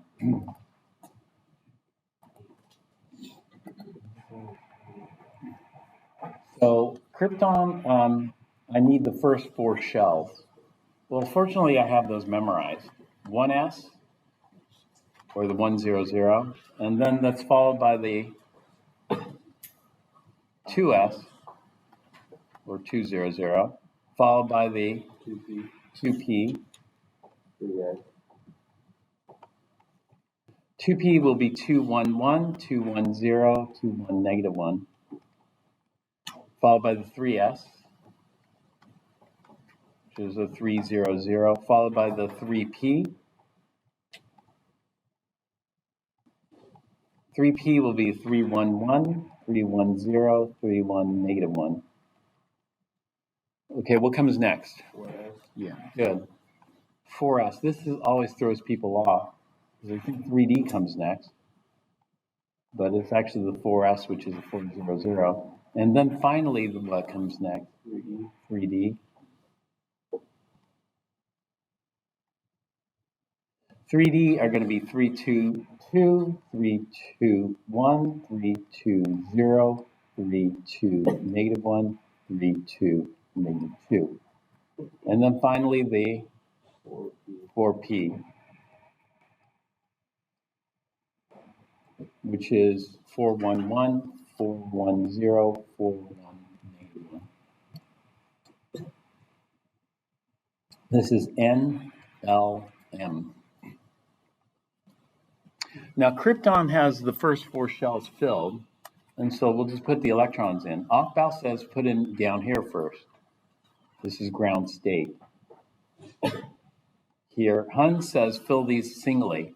So what I mean by violating Huns is, the way I had the periodic table drawn, I would have had 2 electrons and 2 on 1, and then leave these 2 blank. I can't do that. It has to go here. 1 electron in this, 1 electron here. They have to be parallel spin. That's Hun's rule. I can't pair them. So I'm going to fill these according to the rules. And then once they're all singly occupied, I can doubly occupy them. Single, single, single, and then double occupancy here. And single, double here. And then these fill singly. 1, 2, 3, 4, 5. That would be half filled. D subshell. 6, 7, 8, 9, 10. That would be a filled D subshell. Filled D subshells have, they're favorable. They have some stability to them. And then I'm going to complete the 4p subshell. And so for krypton, I have how many electrons? 36 electrons. Krypton has 36 electrons. Are all 36 electrons in this diagram? So the first shell takes 2, second shell takes 8, so 2 and 8 is 10. And then the third shell is another 8, that's 18 to fill the first 3 shells. And then the fourth shell is another 18, so 18 and 18 is 36, so that's 36 electrons. So we have the right number of electrons. Now, this is kind of a convoluted question. I don't really like this question. But maybe in Chem 1A, one of the Chem 1A instructors might like this question a lot. I don't particularly care for this question. How many electrons have m equals minus 1? 4? Okay, let's take a look. I don't know, but we can figure it out. So m is the last one. So these are all m equals 0. None. Here, this is m equals minus 1, minus 1, minus 1. So that's 1, 2, 3, and over here I have a minus 1, too. So you're right. 4 is correct.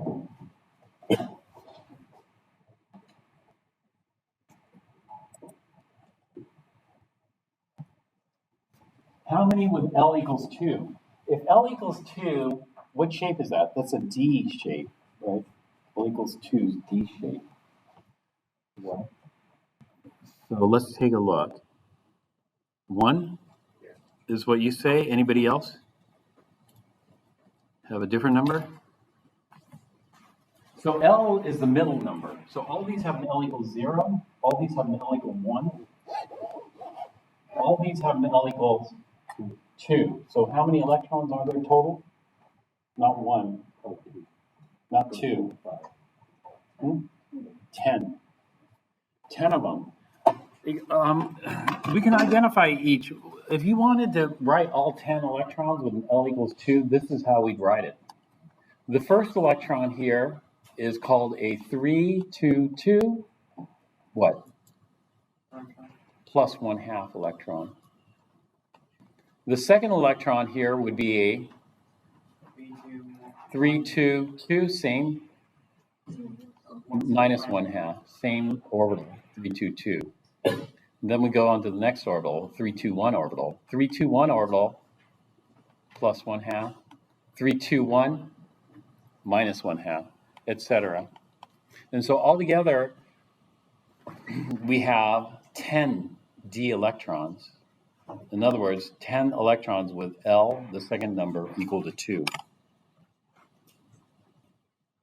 Does that make sense? How many electrons with N equals 4?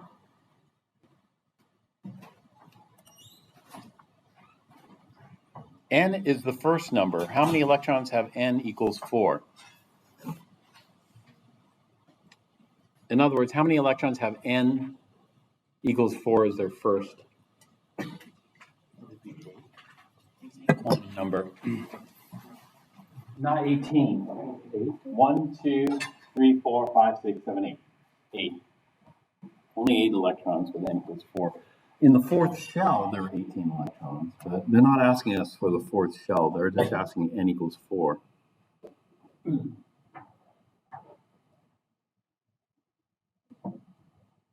This is a reason I don't like the earlier nomenclature, because they're talking about shell when they were really talking about N equals 4 or N equals 3. I forgot the exact wording of that question.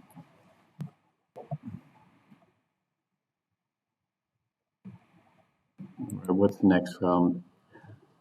How many have a spin of minus 1/2?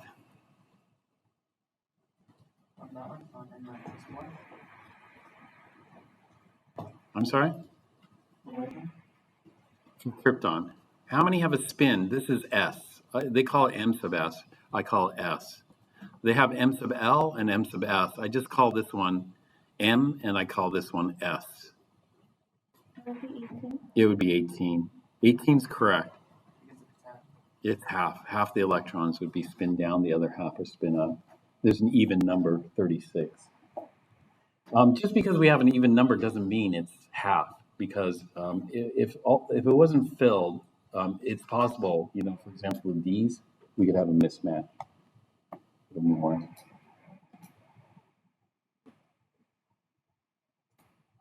All right, why don't you try this here? Something like this.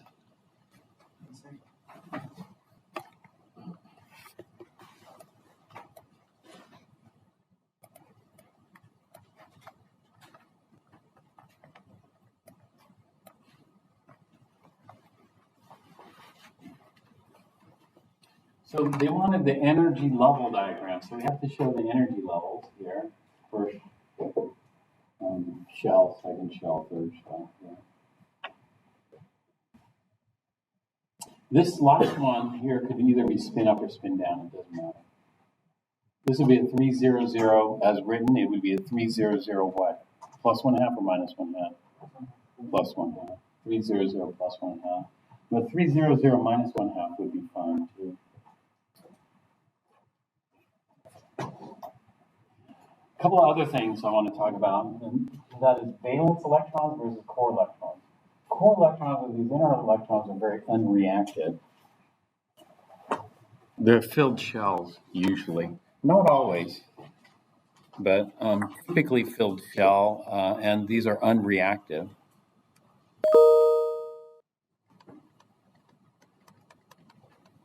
Because they're favorable, they're stable. Whereas valence electrons, these are the outermost electrons. These are more reactive. Much more reactive. Much more reactive. So in the case of sodium, this is just a lone electron sitting in this mostly empty shell. And so some oxidizer can come along and pluck that electron off. If an oxidizer comes along and plucks the electron off, then we're left with sodium plus cation. Sodium plus cation is pretty stable because now we're just left with filled shells. Whereas if I went sodium 2 plus means I lose 2 electrons. So if I pluck off this 3s electron and then one of the 2p electrons, doesn't matter which one, I pluck off one of the 2p electrons, is that stable? No, because this screws up the second shell. And so sodium is never going to be 2 plus. So if you have sodium as a plus 2 cation, it just doesn't happen. And so this is the theoretical part of this. This is how we're using quantum mechanics to predict some of the chemical properties of sodium. One of the chemical properties of sodium is it just forms plus 1. If it, it doesn't go to plus 3. If it did, it wouldn't last very long because it's got a slice missing and it wants that slice back. But here, the lone electron sitting out there is not a problem. All right. Let's take a look at carbon.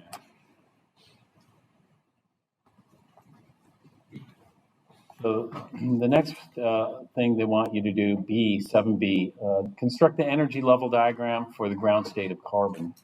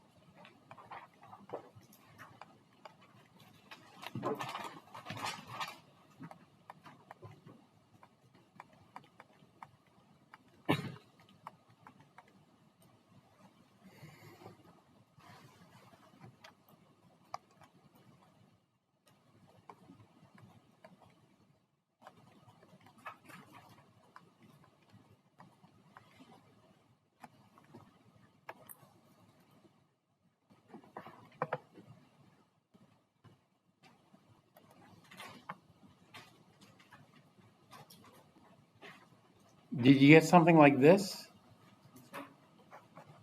All right, in this case, we only have these. These are the core electrons here.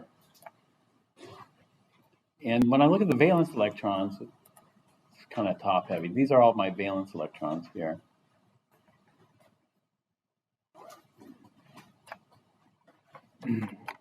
The outermost electrons. Here, really, technically, it's just the 2p, but since this is the shell here, we'll just say the outermost in the shell.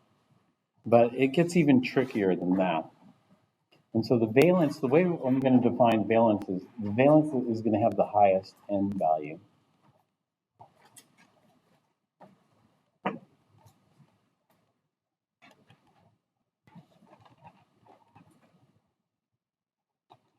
And so these are n equals 2, n equals 2. So I'm going to treat all those as my valence. And so altogether, I have 4 valence electrons.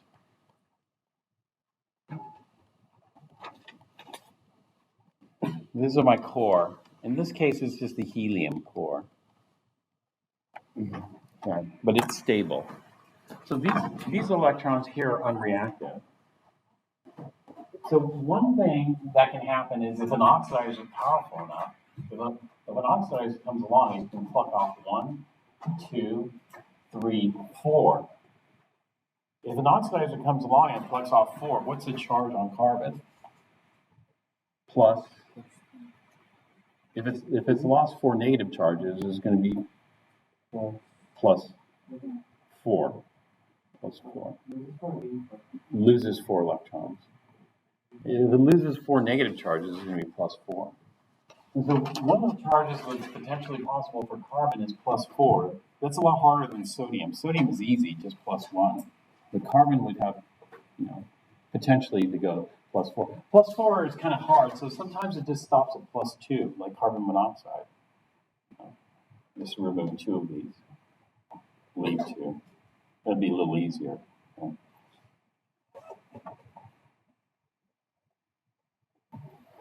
The other interesting thing about carbon is, what would it take to fill the second shell? How many more electrons would it take to fill the second shell? 4. So if it gains 4 extra negative charges, it would end up with a negative 4 charge. So the charge range for carbon varies from plus 4 to minus 4. Plus 4 would eliminate the valence shell. Minus 4 would completely fill it. If we completely fill it, it becomes stable. We have the filled shell configuration, or stable in the sense that we have that symmetry. No, it depends on what you react it with. If you react it with a powerful oxidizer, oxidizers take electrons. If you react it with a powerful oxidizer, plus 4. If you react it with a mild oxidizer, then plus 2.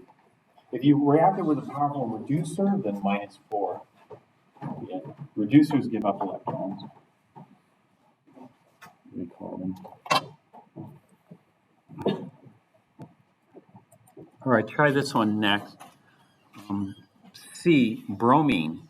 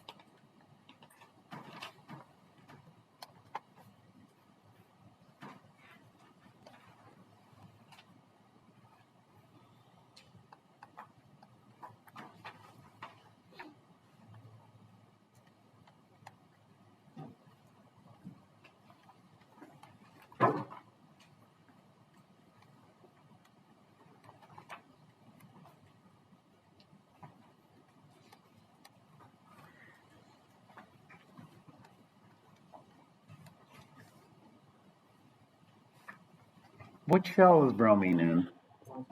First shell.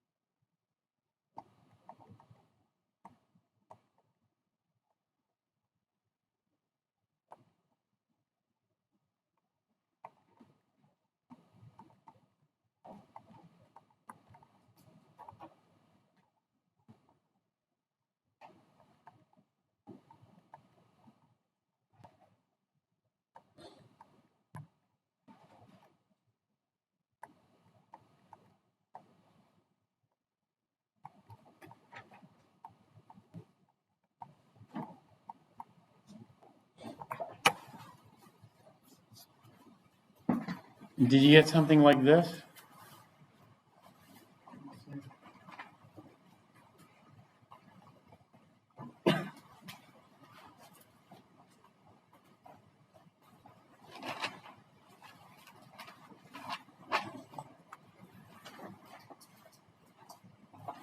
Okay, let's take a look at this. Since if we look at the first shell's filled, see that? There. And the second shell's filled. And the third shell's filled. However, the fourth shell is not filled. And so these ones we call the core electrons here, or inner electrons. Now, the weird thing is this. Is the 3D in the fourth shell or is the 3D in the third shell? It's in the fourth shell. However, we also call the 3D core or inner electrons. And so this is a little bit confusing, but it's not as confusing if we look at the distances from it. The outermost electrons are going to have the highest n, like the orbits, like the Bohr orbits. These orbitals are a lot bigger. Remember what happens with orbitals is n increases. So when we start off with n equals 1, the orbital is kind of small. Then we go to n equals 2, n equals 3, n equals 4. In terms of distances, we can use the Bohr model as kind of a guide. It's going to be n squared, so this is, let's say, this big, and this would be 4 times bigger. And then n equals 3 is 9 times bigger. However, n equals 4 is how many times bigger? 16 times bigger. And so the 3D orbital, even though the 3D orbital is in the fourth shell, it's smaller than the fours. And therefore, since it's smaller, we call it inner electron. And so if we're looking at the shells would be, as here is given.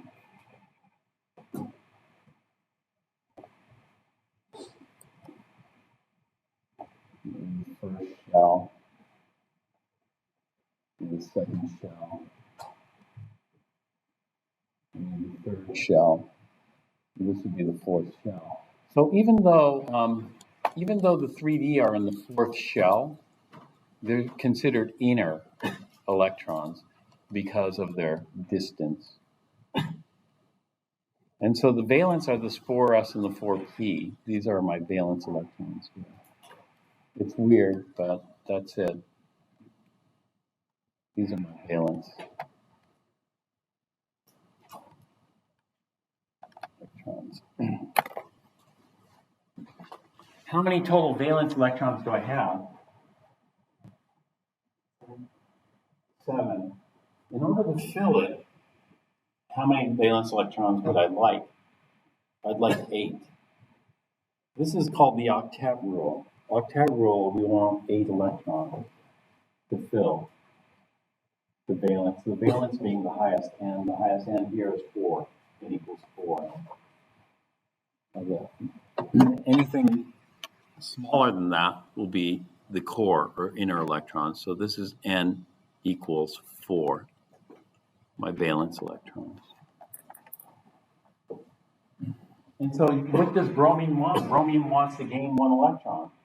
If it gains 1 electron, it fills the fourth shell. And so bromide is the most common charge, Br minus 1.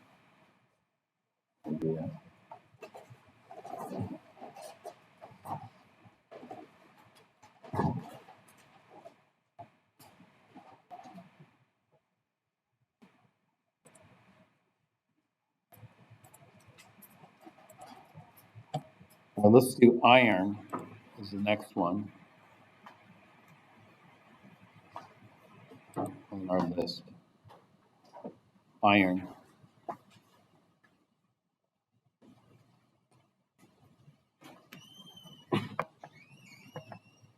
All right, why don't you just go ahead and do that? For the next test, you have to know how to draw this diagram. So how do you memorize the diagram? What are some techniques that you can use to memorize it? because knowing that the first, like the basic thing would be to know the format, just the basic shells that are filled out, and from there you just minus or subtract how many, you know, so electrons you need. Yeah. Basically, you could do that. I see it at two extremes. One, just memorize it. Or two, if you know quantum numbers, you know Schrodinger, you can derive it. You know, that way you don't have to memorize it. If you memorize it, people often screw it up. Like when I look at this diagram D, does it look like the 3D are higher in energy than the 4S, or do they look like they're at the same level? That's wrong. They're not at the same level. So I don't like this at all. These Ds have to be at a higher level, higher energy, not at the same level. It's all right, I mean, for the answer key, but for the test, it would be wrong if you drew those at the same level. So if you're slow at memorizing stuff, then probably don't wait until the night before the test to try to memorize it. It's not going to happen. A lot of people screw this up. A lot of people get it right, though. I'd say like 80%, 80% can figure it out, but there's still 20% of the people who have no clue. And so what shell is iron in? In the fourth shell. So can you draw this to the fourth shell? We're not going to go beyond the fourth shell. 1s and then what? 2s and then 2p. Make sure the 2p are higher in energy, but not too high. And then 3s. 3p. 4s. And so here is where they kind of screwed up, because the 3D should be noticeably higher in energy than the 4s, followed by the 4p.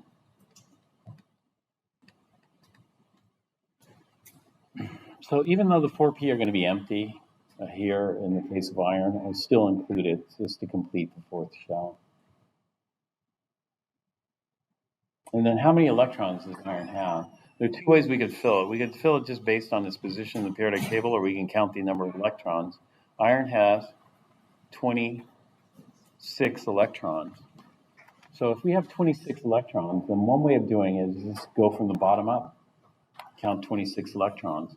1, 2, 3, 4, 5, 6, 7, 8, 9, 10, 11, 12, 13, 14, 15, 16, 17, 18, 19, 20, 21, 22, 23, 24, 25, 26.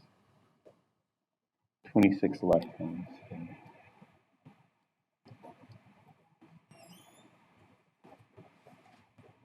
Here, do you see we're going to have a bias towards spin up because of Hund's rule? We have many more spin ups than spin downs. Actually, 4 more spin ups than spin downs. As far as valence electrons go, the highest n is n equals 4.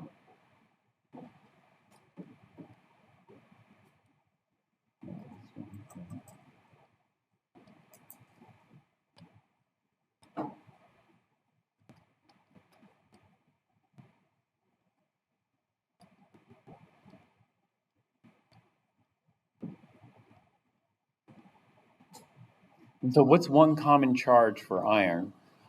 One common charge, n equals 4 is the biggest orbitals.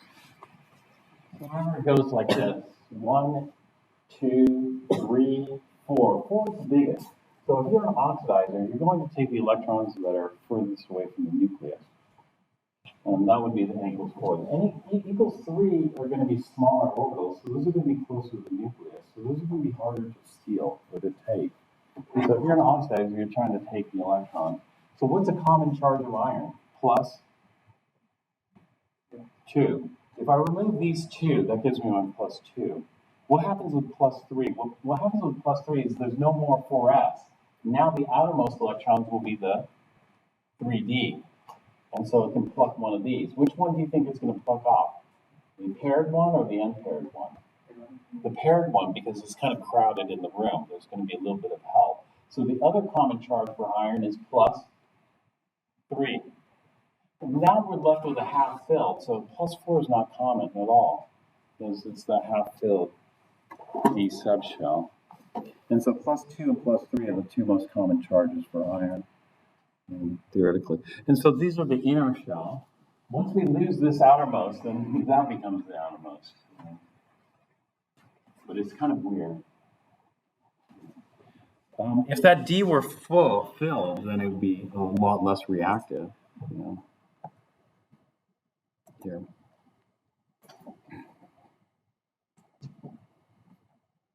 Okay, now what we're going to do is we're going to do the orbital box diagram for these.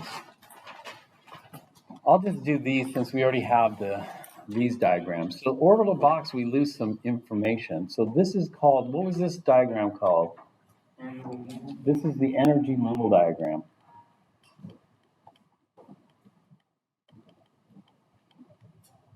Okay, in this exercise, we also need to draw out the atomic orbital diagram versus the energy level diagram. The atomic orbital diagram, I just call it the box diagram, or orbital box diagram.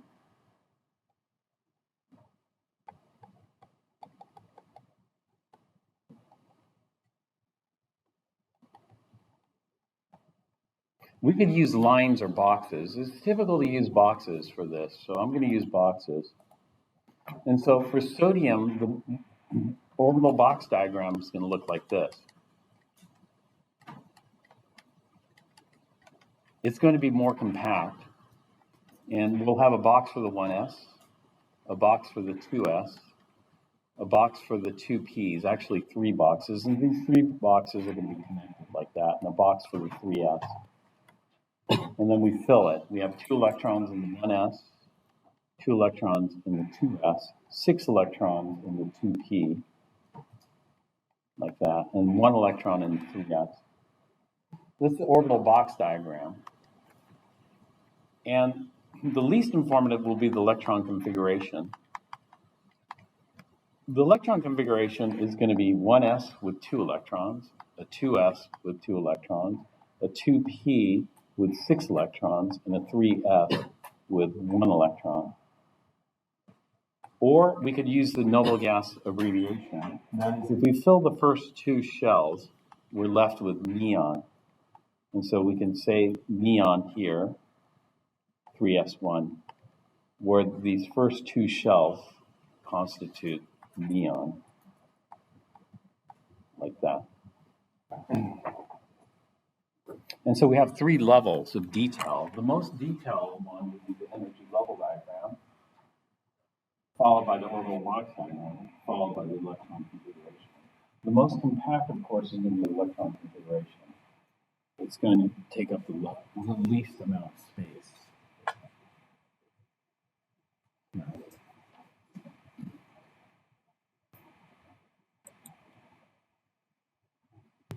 Let me flip to the next one.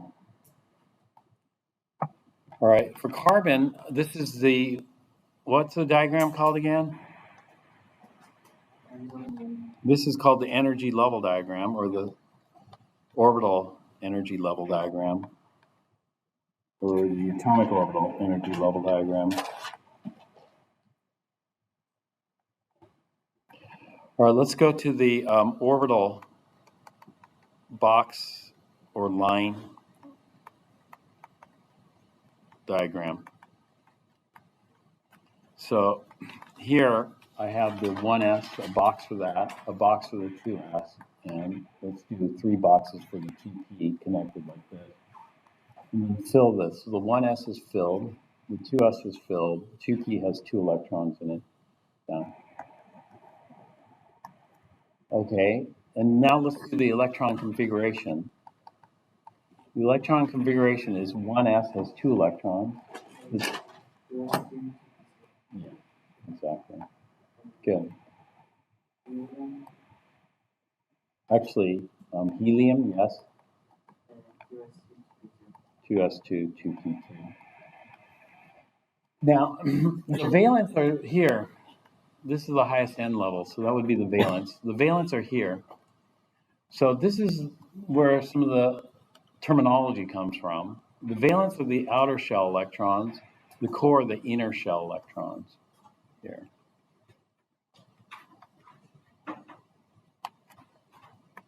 So that would be the core, and then this would be helium core.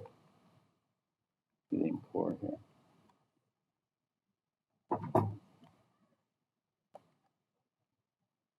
Two s2, 2p2 valence.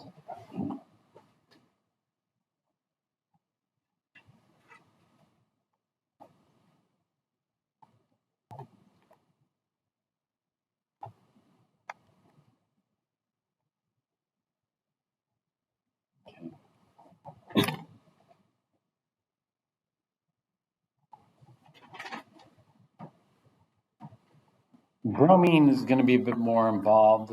This is the energy level diagram.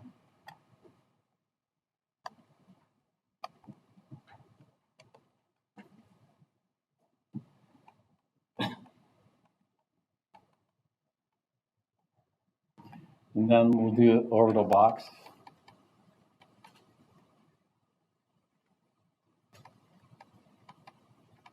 Diagram. And so I'll need a box for the 1s, a box for the 2s, 3 boxes for the 2p, a box for the 3s, 3 boxes for the 3p, a box for the 4s, 3 boxes for the 4p, and then 5 boxes for the 3d.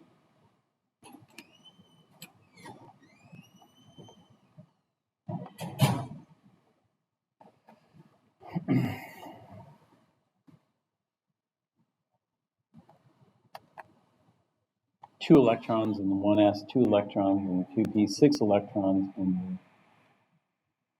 the 2p's here, 2 electrons 3s, 6 electrons in the 3p, 2 electrons in the 4s, 6 electrons in, 7 electrons, 5 electrons in the 4p, and 10 electrons in the 3d.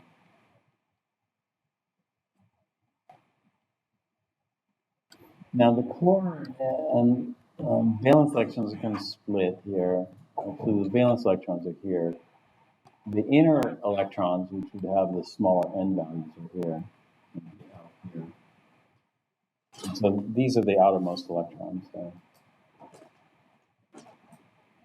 As far as electron configurations go, this is going to be 1s with 2 electrons, 2s with 2 electrons, 2p with a total of 6 electrons, a 3s with 2 electrons, 3p with 6 electrons, a 4s with 2 electrons, a 4p with 5 electrons, and a 3d with 10 electrons. A 3d with 10 electrons is quite stable. And so what a lot of people do is they'll do it like this. They'll write this, to fill the first 3, helium, neon, argon. So we fill up with argon here. And then we go 4s2, 4p5, 3d10. The 3d10 are very unreactive. And so what we're going to do is we're going to go argon 3d10, 4s2, 4p5. And then we are going to group the 3d10 with the argon core and call those the core electrons here. There, that's core. And then we'll group the valence electrons together here. Oops.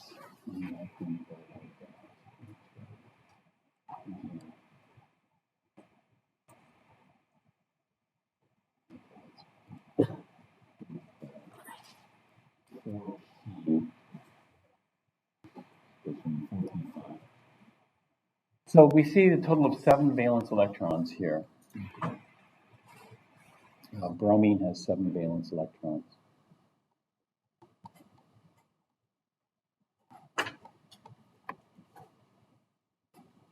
And so this is just reordering it here. To put the valence out on the right and the inner electrons on the left.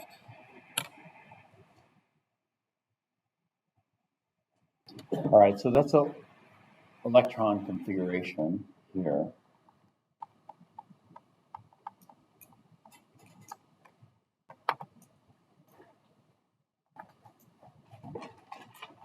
Let's go to iron.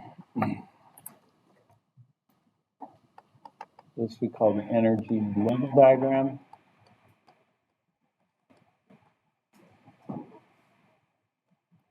And if we do the orbital box,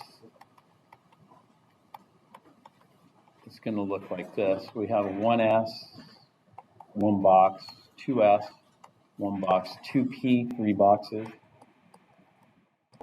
3s, 1 box, 3p, 3 boxes, 4s, 1 box, 3d, 5 boxes,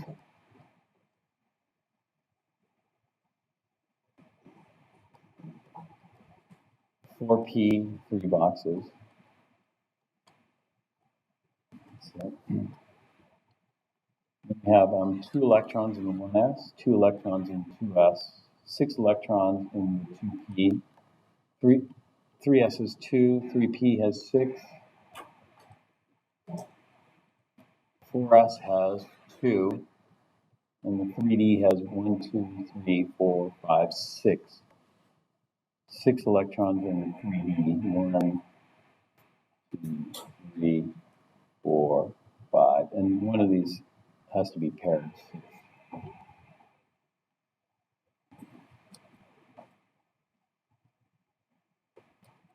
So the valence electron is just the 4s here, and this is going to be the biggest orbital here. And let's go here. We're going to have 1s, 2, 2s2, 2p6, 3s2, 3p6, 4s2, 3d6. This is a partially filled D subshell, but what we're going to do is we can reorder it. And so we're going to go argon, 4s2, 3d6, or reordering it, we'll go argon, 3d6, 4s2. The reason we reorder it is just to put the valence electron out on the right and the core electrons or inner electrons to the left.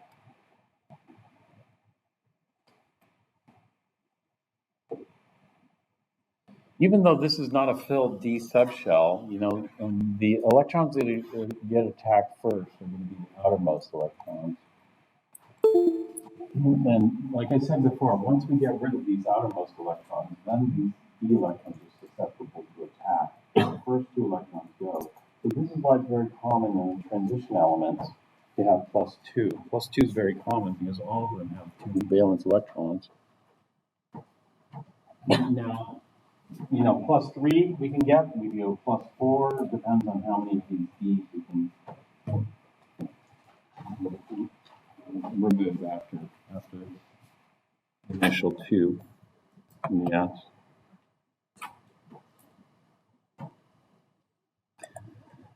So there's some additional practice problems. They're asking for the box diagrams, but I'm not going to draw these. They want the box diagrams for boron, nickel, aluminum, and chlorine. I'm going to skip those. Let's look at some, this is just 2 pages of practice problems. By consulting only a periodic table, identify the element whose atoms fit the following descriptions. The third period element. So third period is third shell. A period is the horizontal. So a third shell element with 6 electrons in its outermost principal energy level. Principal energy is N.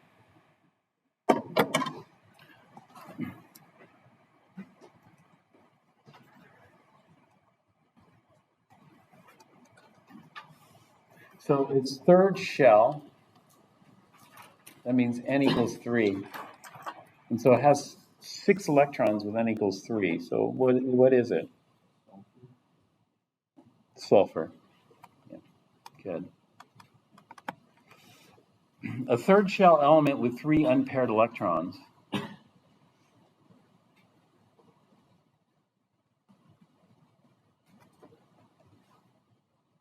Third shell, I'm just going to go easy here. I'm going to fill up the first two. Fill up the first two is neon.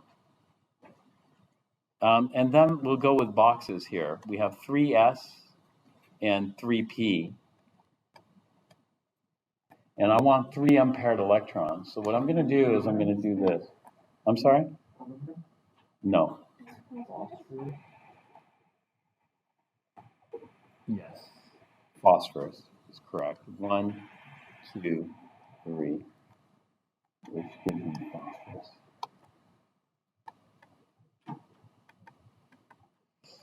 A fourth shell element with a half-filled D sublevel. There's 2, you're right. Chromium and manganese. A transition element containing a completely filled 4D subshell. Transition element with 4D. Yeah. 3D is the first one, then 4D. So it'd be cadmium.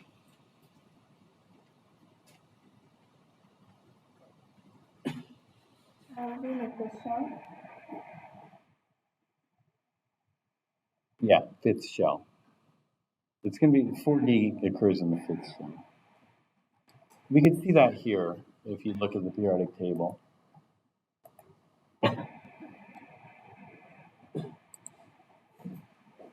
When we're in the fifth shell, we have the 4D. So cadmium and then all the others have it filled. And so cadmium, etc. Put it down. All the ones past cadmium. It would have to be filled in order to get past cadmium.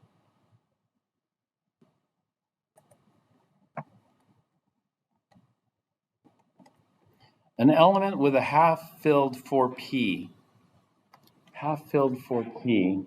Let me just go back to the periodic table and take a look. Half-filled, I believe, is just 3 out of the 6. So 1, 2, 3. What element is this? Arsenic.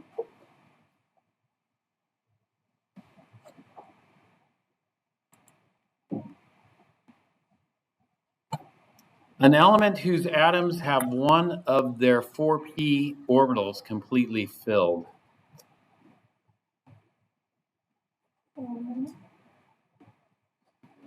Yeah.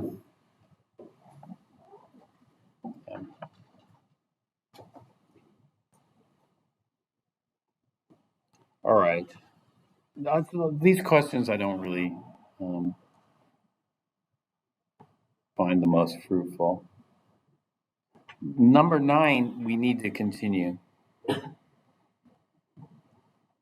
11, 12, and 13. Those ones are good, I think, as well. But these are just trying to better understand the arrangement of this. But typically you aren't asked those types of questions. So let's go on. This is a long chapter.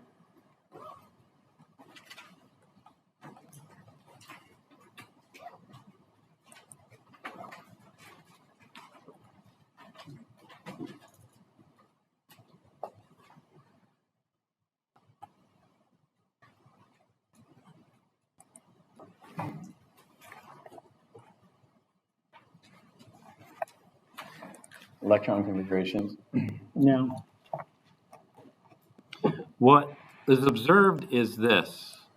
Now we're going to talk about more chemical properties.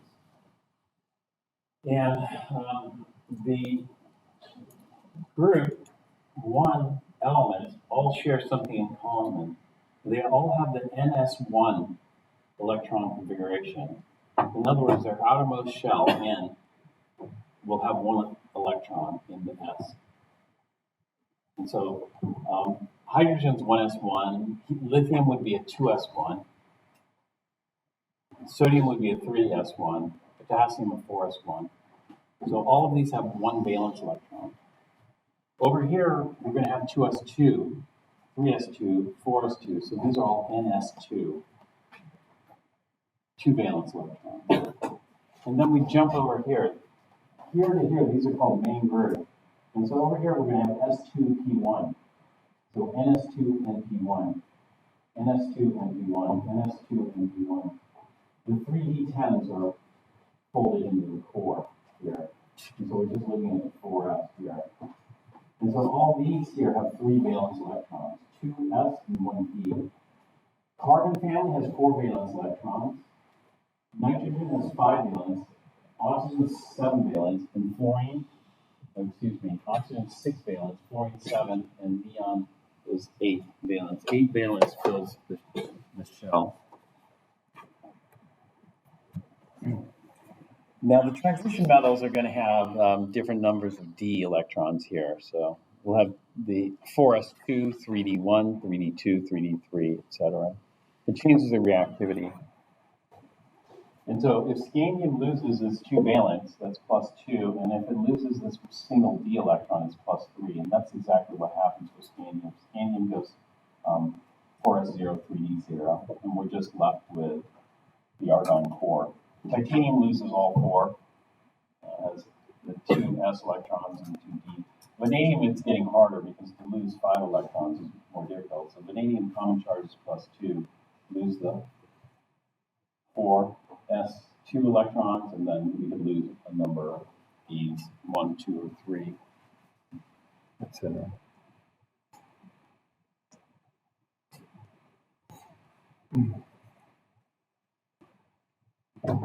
So this is talking about the core, neon core, argon core. This talks about writing electron configurations. Slide. More about writing electron configurations.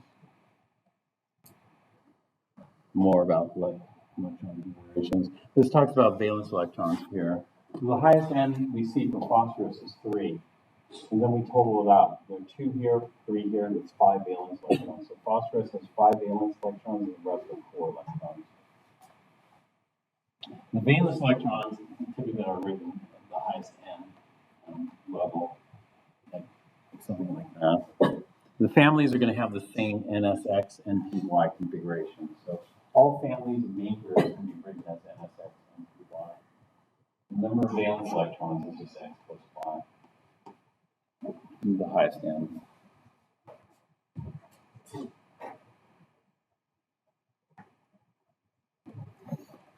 So sodium has group 1 has 1 valence electron. Magnesium's group 2 has 2 valence electrons. Aluminum's group 3, 3 valence electrons. Silicon group 4, 4 valence electrons. The way we write it is we write them singly like this. This isn't usually the way it's written. Magnesium we might pair it here. But here you see we got 1 pair, 1 single. But normally we just split them all apart into 4 regions. Like phosphorus. Phosphorus we have 1 pair and 3 singles. Sulfur has 2 pairs and 2 singles. Chlorine has 3 pairs and 1 single. Argon has 4 pairs. 4 pairs on that. So this is stable. So we're either going to get rid of all valence electrons or we're going to get an octet. We're going to gain enough to get an octet. And so this tells us a little bit about the chemical properties of these here. So this is just going through more of these, the octets. So for tellurium, it's probably, we could either lose 6 or we can gain 2. So for tellurium, the charges range from plus 6 to minus 2. Plus 6 if we lose all 6 of these, minus 2 if we gain 2. What's shown here are just the valence electrons. The core electrons or the inner electrons aren't shown. This is called a Lewis dot diagram, and that's called a Lewis symbol. Lewis dot diagram and Lewis symbol.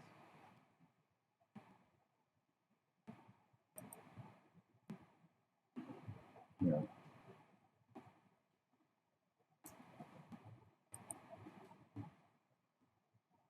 right. So that tells us a little bit, because in chemistry, certain things want to take electrons, other things want to give up electrons. So sodium, it's much easier to take one or lose one electron than to gain 7 electrons. In fact, it'd be very, very difficult for sodium to gain 7 electrons. So it's not going to happen. So sodium just loses 1. So that explains some of the redox properties, but what else we're interested in are sizes. And the orbitals are going to get bigger and bigger as we go up. The more shells we have, the bigger the atom's going to be. And so let's take a look at the trends in size here. Just look at this.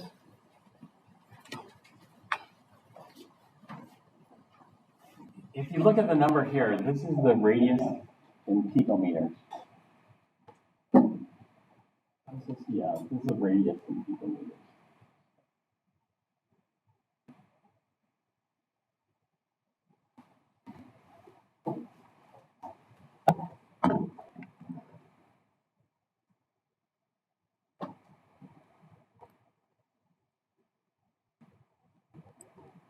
Do you see some patterns? Although, which one's bigger, hydrogen or helium? If you look at the green dot, which one looks bigger to you? Helium looks bigger, but when you look at the radius is black. The radius of hydrogen is 37. The radius of helium is 31. So which one's bigger according to the black radius? Hydrogen. In fact, hydrogen's bigger. I don't know. They screwed up the graphics on this one.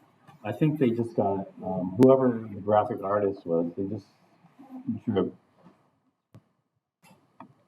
backwards. Hydrogen is bigger. Helium is smaller.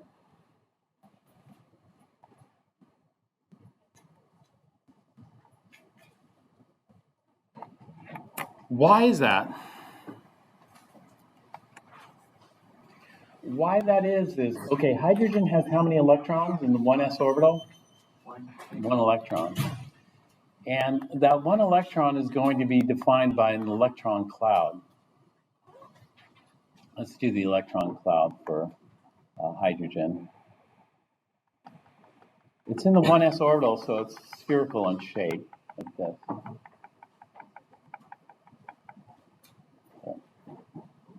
And then if we go to helium, helium has how many electrons? But in addition to 2 electrons, how many protons does it have? It's 2 protons. So if you're an electron and you see 2 protons versus 1 proton, you're going to be more strongly attracted to 2 protons. So even though it has 2 electrons, these 2 electrons try to stay apart from each other. Both electrons are in the 1s orbital. But the 1s orbital in helium is going to be smaller. It's going to be smaller because the electrons are pulled in tighter here. And whereas this is only +1, so this is going to be bigger. The electron can get farther away. Over here, this is going to be smaller because electrons can't get so far away because the +2 charge is bigger. So as the number of protons increases, the size decreases for the orbital. And so the 1s orbitals aren't the same. If I look at the 1s orbital on hydrogen, it's a lot bigger than the 1s orbital on helium. The 1s orbital on helium is a lot smaller. And that's just because of the attraction here. And so the same thing happens here. The orbitals become smaller because as we go across, we have more protons. As we have more protons, it's going to pull the electrons in closer, making the orbital smaller. And so size decreases as we go left to right. You can see this.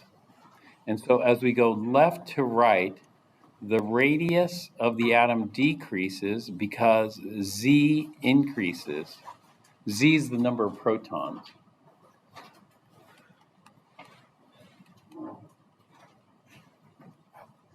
Z increases. And so the orbitals just shrink. There are some exceptions here. For the most part, do you see the size decreases? However, as we go down, let's say from the first shell to the second shell, what happens? The size increases, the radius increases as we go down. Why? Because we're increasing the number of shells. Here. So we have the first shell here, and then the second shell, we're adding a whole new set of orbitals there. They're bigger, and so the size is going to increase. And so the 1s orbital, 2s, 3s, 4s grow bigger and bigger. See that? Here. And so size increases as we go down because of the increasing number of shells. And size decreases as we go to the right because of the higher charge. It's the same shell. And so same shell.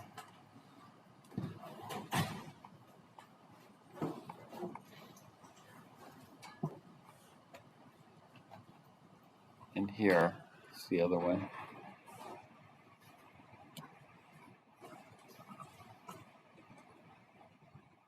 All right, so where's the smallest atom located? Yeah, top right. Where's the biggest atom located? Bottom left.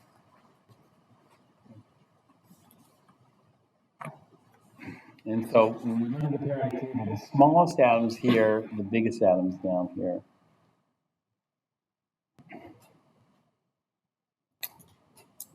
This is radius, so it's around 500 picometers diameter to about 62 picometers diameter. So we'll just say 100 to 600 picometers is about the diameter of the atom.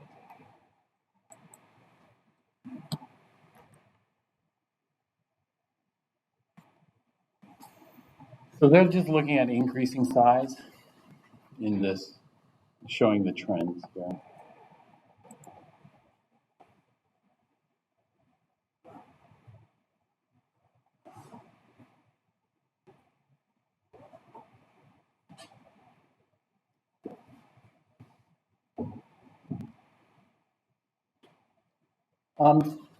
They're looking at elements number 33. What is 33?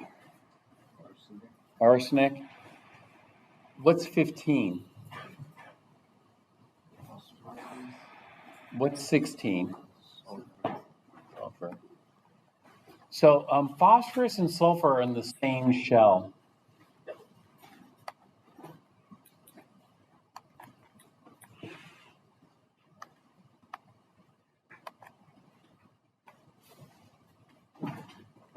So which one's bigger, phosphorus or sulfur? Phosphorus is bigger, sulfur is smaller. Sulfur has more protons pulling in the electrons. So phosphorus is bigger, sulfur is smaller. But arsenic is in the next shell. And so arsenic should be the biggest because it's got a whole nother layer. Exactly. And so that's the way we analyze that. That's the typical analysis that we find for this type of problem.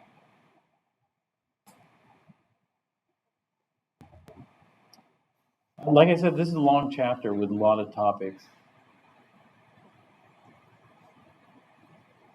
83 slides. I'm on 66.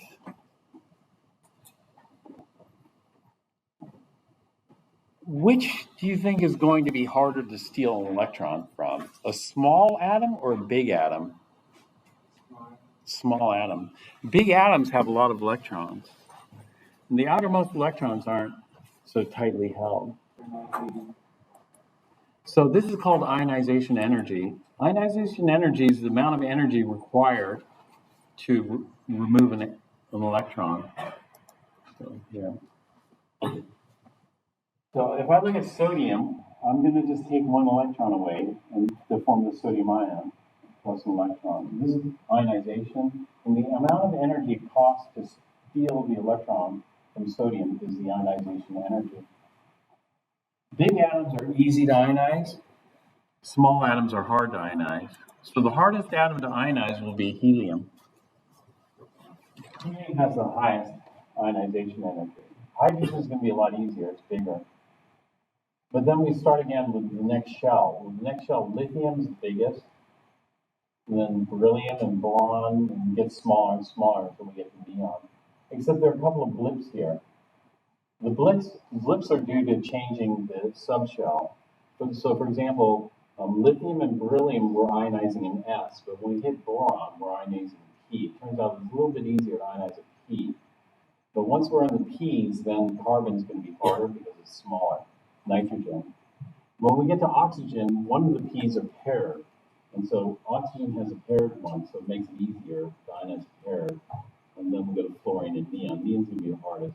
The noble gases are the hardest. At the opposite end, these are the easiest, the alpha metals. There are some blips here. Those blips can be explained by different things. You don't have to worry about them. But in Chem 1A, you do. You have to know what the blips are due to. But in Chem 4, we're not going to worry about it. But the overall trend is correct. And so we're not going to get into that much detail. All right, well, I guess we'll continue with ionization energies. I'm not quite finished with chapter 11 yet, unfortunately.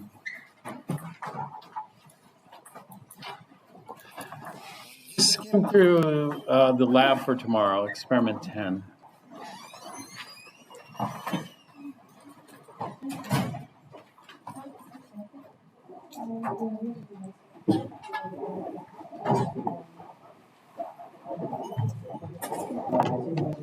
Okay, see you. See you tomorrow.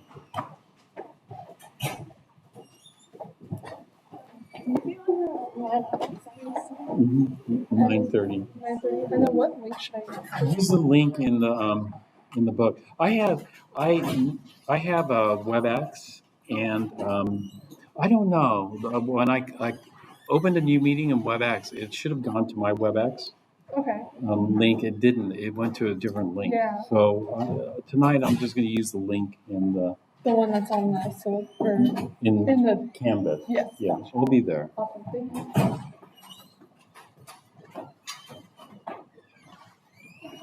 Okay, thanks. See you tomorrow.